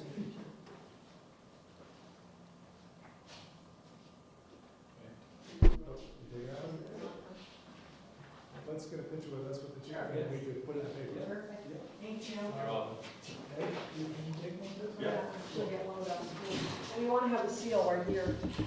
That's what we were talking about. Oh, the seal stood in front of the Yep. seal, sorry. You can stand in front if you want. Nice to meet you. Patty. You should be in the, you should be in the center. Okay. No, That's it. I'll stand next to No, you. you're standing here. I'll go Sides behind you. here. I'm just a little short. Any dress for the occasion. a little better idea. You're short, but you got shorts on? Yeah. Maybe switch with John and you might be hitting. Yeah, no problem. Go ahead. I did take 2 photography courses. Yes, good. Yeah, mix it up a little bit. You got the professional photographer to your right. One more. Awesome. Okay, Thank you. good. All right. Good job. All right, thank you. Bye-bye. I think I have to stick around or not? Stick around. I think you should, or they should. That's bring you good. out. That's just me.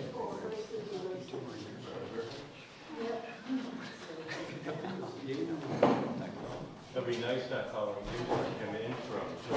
I'm sorry? It'd be very nice not calling him in from. Yes, from the yes, side, yes. Next time, and you'll sign this? I'll be ready. Yeah. Yes. If you want to get a motion to actually sign. Okay, so need a motion that we can sign the employment contract for Ian Illingsworth as a permanent police chief. I move to sign the agreement to make Illingsworth permanent police chief.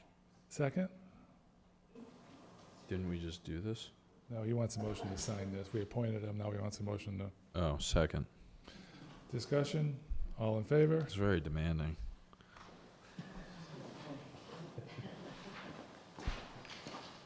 Ed. It'll make it easier if you just do what I say. I know, it would be. You're right, it's just all the time. Don't I always do that? No. No? Never. Would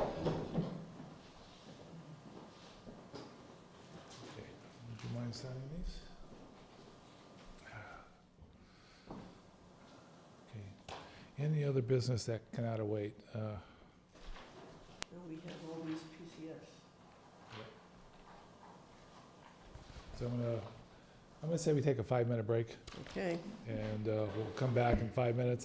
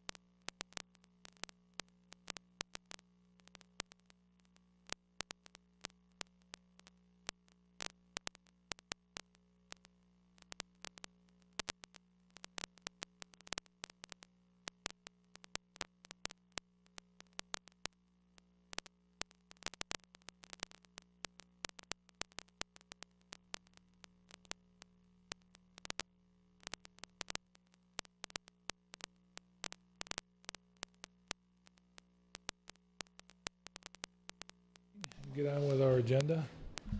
Up next is any other necessary business that cannot await the May 14th regular Select Board meeting. We have a Full audience. couple items here. Ed, do you have one about signing the contract for the net meter credits? Yes, not from the solar, excuse me, yes, not from the solar, but from the cow power.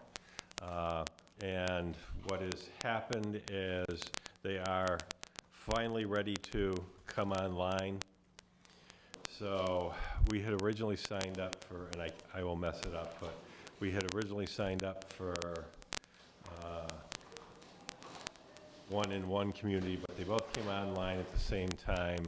And due to capacity issues, rather than actually have our credits come from two different facilities, HCG sent this contract, which is the stapled one in your packet. It is a mirror image of the one that was signed back in 2017 as the original project, except the changes would be would have today's date on it, and the other change or changes on page 1 would be actually the seller. The new seller is Belden AG Grid LLC. If you look at the new contract and the old contract, you'll see the discount is the same at 15%. The allocation of 87.61 kilowatts is the same, and kilowatt hours, 614,006. Total annual usage to all accounts is also the same. So the only change is the facility itself, which we'll be able to get all our credits from the one rather than splitting it between the two. It's the same 10-year contract after commercial operation date, which is essentially now. But they sent along both contracts, so if you wanted to take a look at the old one, you could see that there were no other changes, that it's just updating it. And I questioned we signed it back in 2017, but as we looked at it, it's 10 years, like Ed says, from when the operation starts, which is now. So even though we signed it 2 years ago, that doesn't count as towards our 10 years. So it's what it was, except for the changes Ed said. So can we get a motion to sign this and start getting our anaerobic digestion credits? Yeah. The only thing I see here is there is a local office, and the address here is in Pennsylvania. Right. Since I am from Pennsylvania, there is no Kenner Square. It's Kennett Square. So I don't know the typo here.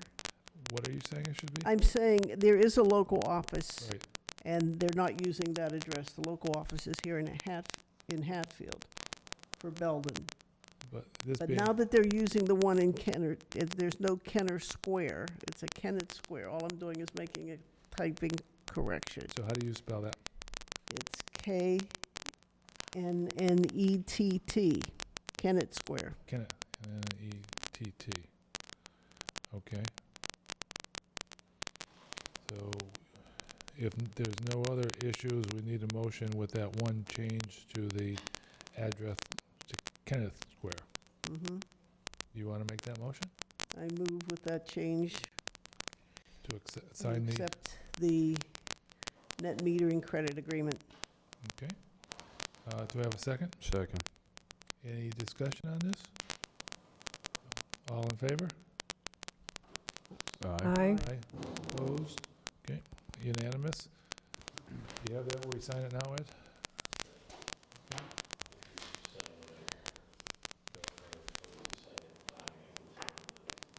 The rest of it? Okay.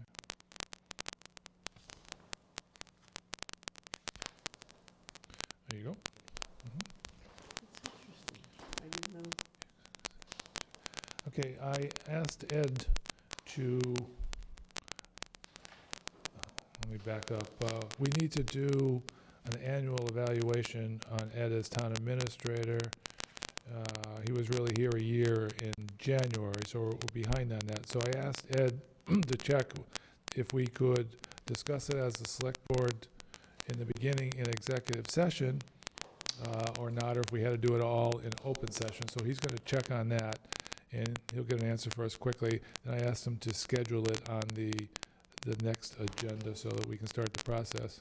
So what I'm thinking of, I want some input from you folks, is we get an evaluation form that we all agree to, we all fill it out, send it to the chair, and then that gets summarized, and then we go over it with Ed in open session.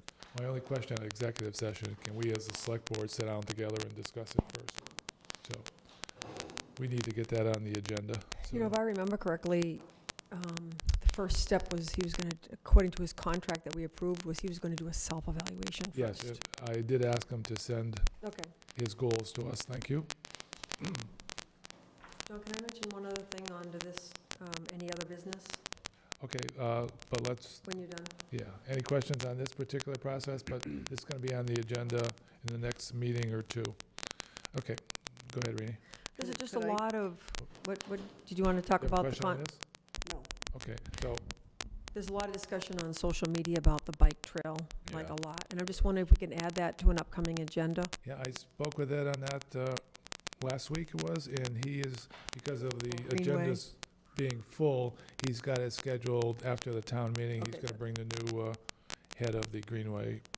And I'd like to also add to some future agenda the callback for the people from Westfield Fiber Optics that we're planning to come and make another presentation to give us a little more information. And I'm assuming the implementation committee, master plan implementation committee would like to come back. They will, with the exception of the chair, who has to recuse himself, since his company, Eversource, works with, you know, works on projects together, similar projects with that company.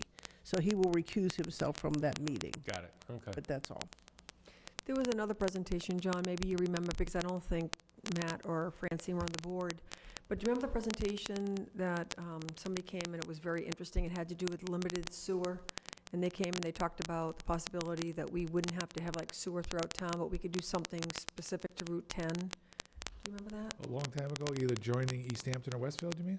I think so, but the whole presentation had to do with, you know, you could come up with a limited sewer plan. And I don't know if it specified joining Easthampton and Westfield, but I think I might have still some of the documentation on that.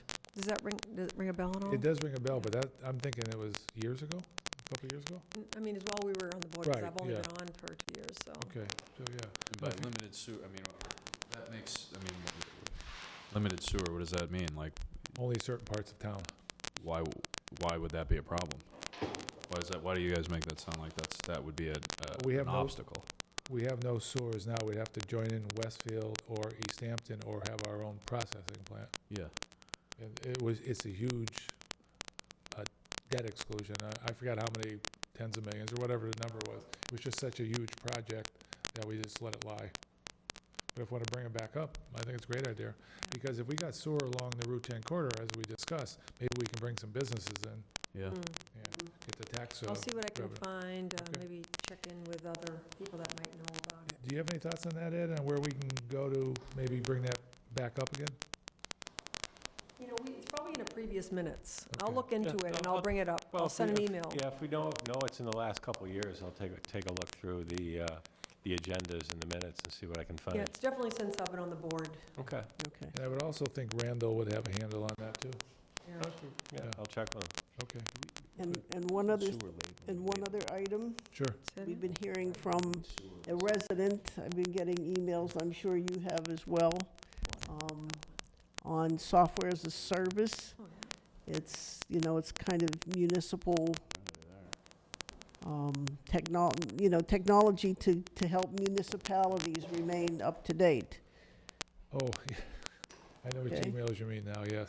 So, yes, I wonder if we shouldn't, I mean, I'd be willing to reach out and meet with him initially, one-on-one, and then see if we could get a little more information and maybe ask him to come and make his presentation of what he has in mind I don't know in if- terms of software. I know I got two similar to that today, and I didn't even open them beyond Okay. looking at them because it seemed sketchy. There was no information about the person. It just Right. basically says, so you're not interested in doing this for your town, and get back to me. So I always get rid of those. So if you think it's a valid one, That's why I said I would be willing to meet with him initially Okay. before inviting him, or have a conversation over the phone with him, and that's how I'll respond, just to get a little information, see where we go. Is this a resident, or is this, I think the one you're referring to is Civic Plus. yes? I mean, there are a number of them. Mm-hmm. I really don't respond to them because You think, basically we can't afford our basic okay, IT services, so, I mean, Civic Plus is a good quality provider along with a couple other ones, I will say that Okay. for them, but I just haven't spent a lot of time with it because I know there's a cost to it, and, okay. yeah. All right, so then I'll just let it rest then. I mean, unless you want to meet with them for the sake of Well, getting like you said, I information. I don't know whether this is a salesperson or this is a town Seems resident. very I just thought I salesy, would respond speaking and see from a what other salesperson. information I would get. I'm not gonna, you know, He seems very salesy, yeah, coming from a salesperson. okay then. I'm not sure what salesy means, but It was a little, yeah, it was a little sophisticated. You guys didn't read this? The guy like punched out like 3 emails Yes. in freaking 3 hours. So Actually, he you're works- ignoring he me. actually It was like the works for- title of the last one. Yeah. right. That's the one I just deleted. Yeah, I am. Okay, we're going to go on to personnel change forms. Ed, do you have the original PCFs on these?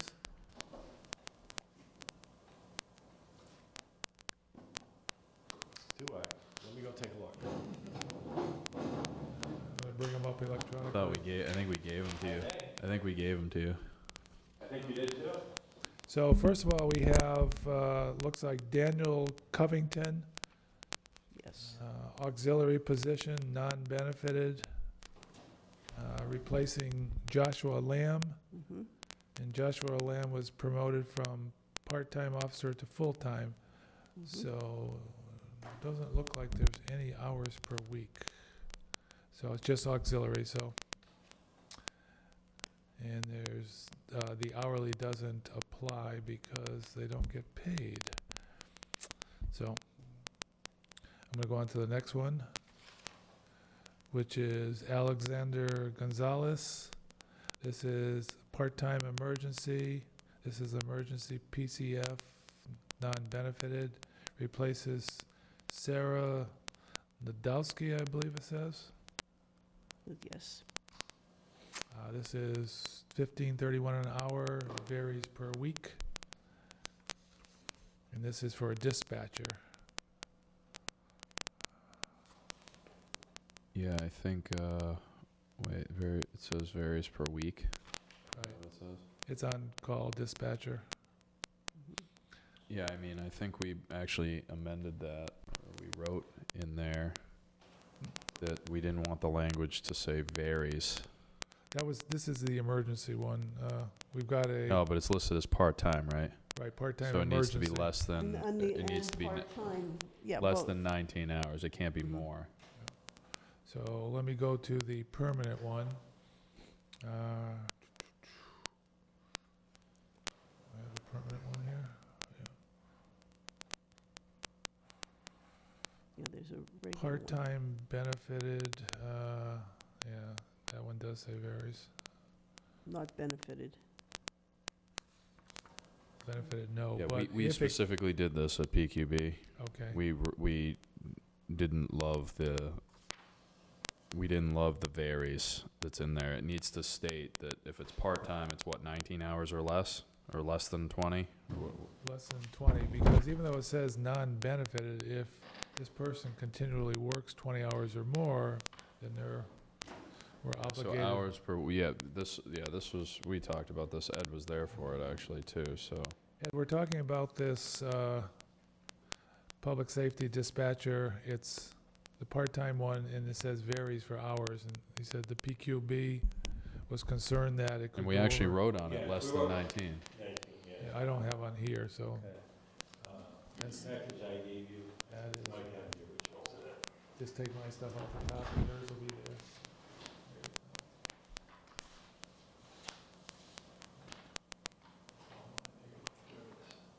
Clip did come in handy.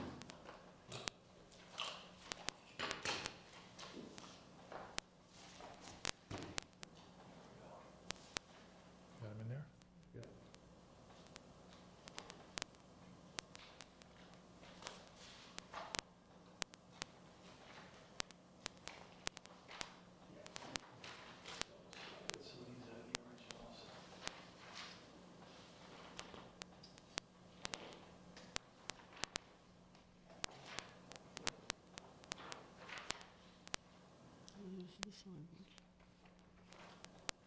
I don't see it written on there, so maybe they hadn't written that on there. But yeah, they We have. did write it on there, I remember we did that. But those are copies by the looks of it, the signatures, right? Hasn't been signed by client. Before.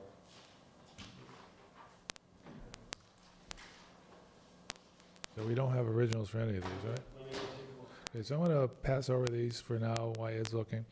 Yeah. Licenses and permits.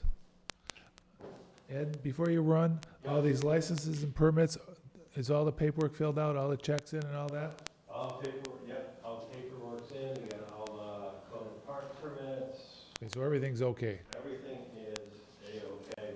The last thing, and I sent the list to Chief Illingsworth today, is if he had any issues with any of them, and he did not. Okay. So everything's in work. Before you go, I'm gonna ask you another question. Yes. On the agenda, you have James Halbert, and on the application, it says James Hallett. Hallett's correct. I would say if it's Jim Hallett from town, that's the right one. Okay. So we have licenses and permits. First one, I'm going to correct the spelling, is James Hallett, Hallet, Conant Park, One Day Beer and Wine, May 18th, 2019, 9 a.m. to 4 p.m. It's a fundraiser. Then we have a Nicole Lamb, Conant Park, One Day Beer and Wine, May 26th, 2 p.m. to dusk, baptism, reception, and picnic. The Beer Guy, LLC, David Capriati, One Day Beer and Wine, May 30th, 4 p.m. to 9:30 p.m. Harley Davidson of Southampton, Bike Night and Bike Show. Lori Sabula, Conant Park, One Day Beer and Wine, June 8th, 1 p.m. to 6 p.m. Graduation Party. The Beer Guy, LLC, David Capriati, Conant Park, One Day Beer and Wine, June 9th, 11 a.m. to 7 p.m. Easthampton Savings Bank Picnic. Then Garnett Sherry, Conant Park, One Day Beer and Wine, May 25th, 11 a.m. to 3 p.m. Family Picnic. So Ed says all the paperwork is in, the checks are here. Police chief has signed off on all of them. So can we have a motion to accept all of them? And with the amended name of James Hallett. So moved. A second? Second. Any discussion? Nope. All in favor? Aye. Aye. Okay, so I'm gonna take a minute as we sign these.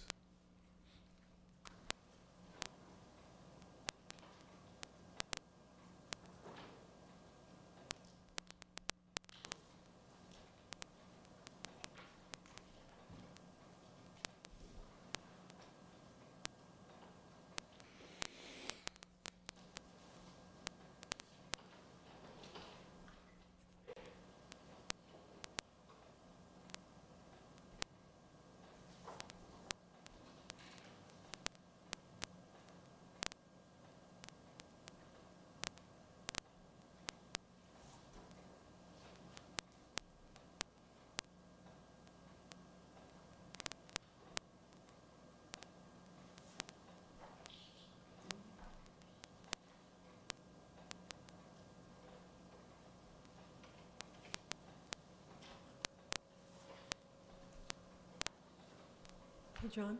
Yes. At one point, we had actually passed community use of public facilities, policy, and then we authorized Ed Gibson to, use his own discretion and Right. sign off on them. Do we continue to need to sign these? Good question, we can ask him.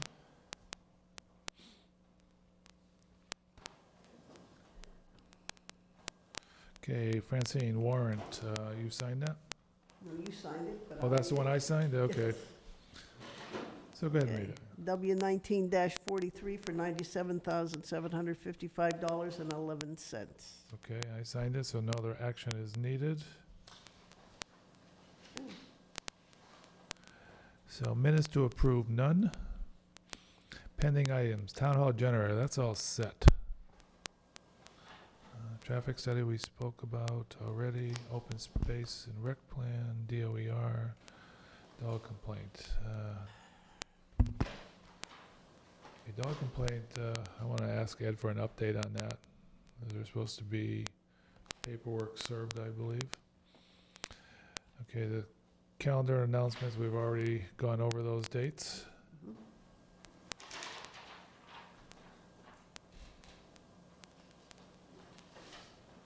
Okay, is there anything I missed on the agenda?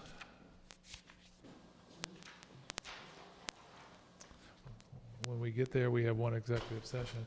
Ed, the dog complaint, any update on that? I think we were having the police department work on that. Yeah, we got them working on it. If a call comes in to have the animal control officer just seize the animals. Other than that, we're going to have to move forward and go to court. Okay. You want to wait till tomorrow night on these then? What? Yeah, we can wait till tomorrow night.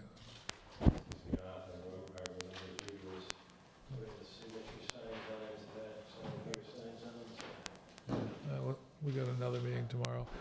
Question came up about these licenses and permits. Is this something we need to continue to sign, or is that something you can sign as the town administrator? I don't believe I can. I'll take a look into it. You are licensing authority, so I believe that you have to So, okay, signed by the Board of Selectmen. okay, Or the Select Board. okay.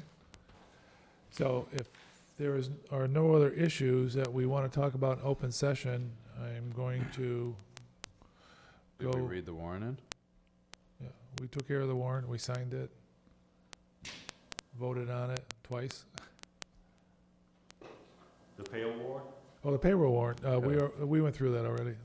1943? Okay. Yeah, Francine read that, and I signed that a week or so ago. Okay, so with that in mind, we're going to go into executive session under Mass General Law, Chapter 30A, Section 21A, Number 6, to consider the purchase, exchange, lease, or value of real estate if the chair declares that an open meeting may have a detrimental effect on the negotiating position of the public body. It's regarding 68 Pomeroy Meadow Road. We will not return to open session. I need a motion. Make a motion to go into executive session. Have a second? Second. Any discussion? Okay, roll call vote, please. Roden, aye. Roland, Martin, aye. Fishman, aye. Okay, unanimous. Thank you, Ryan.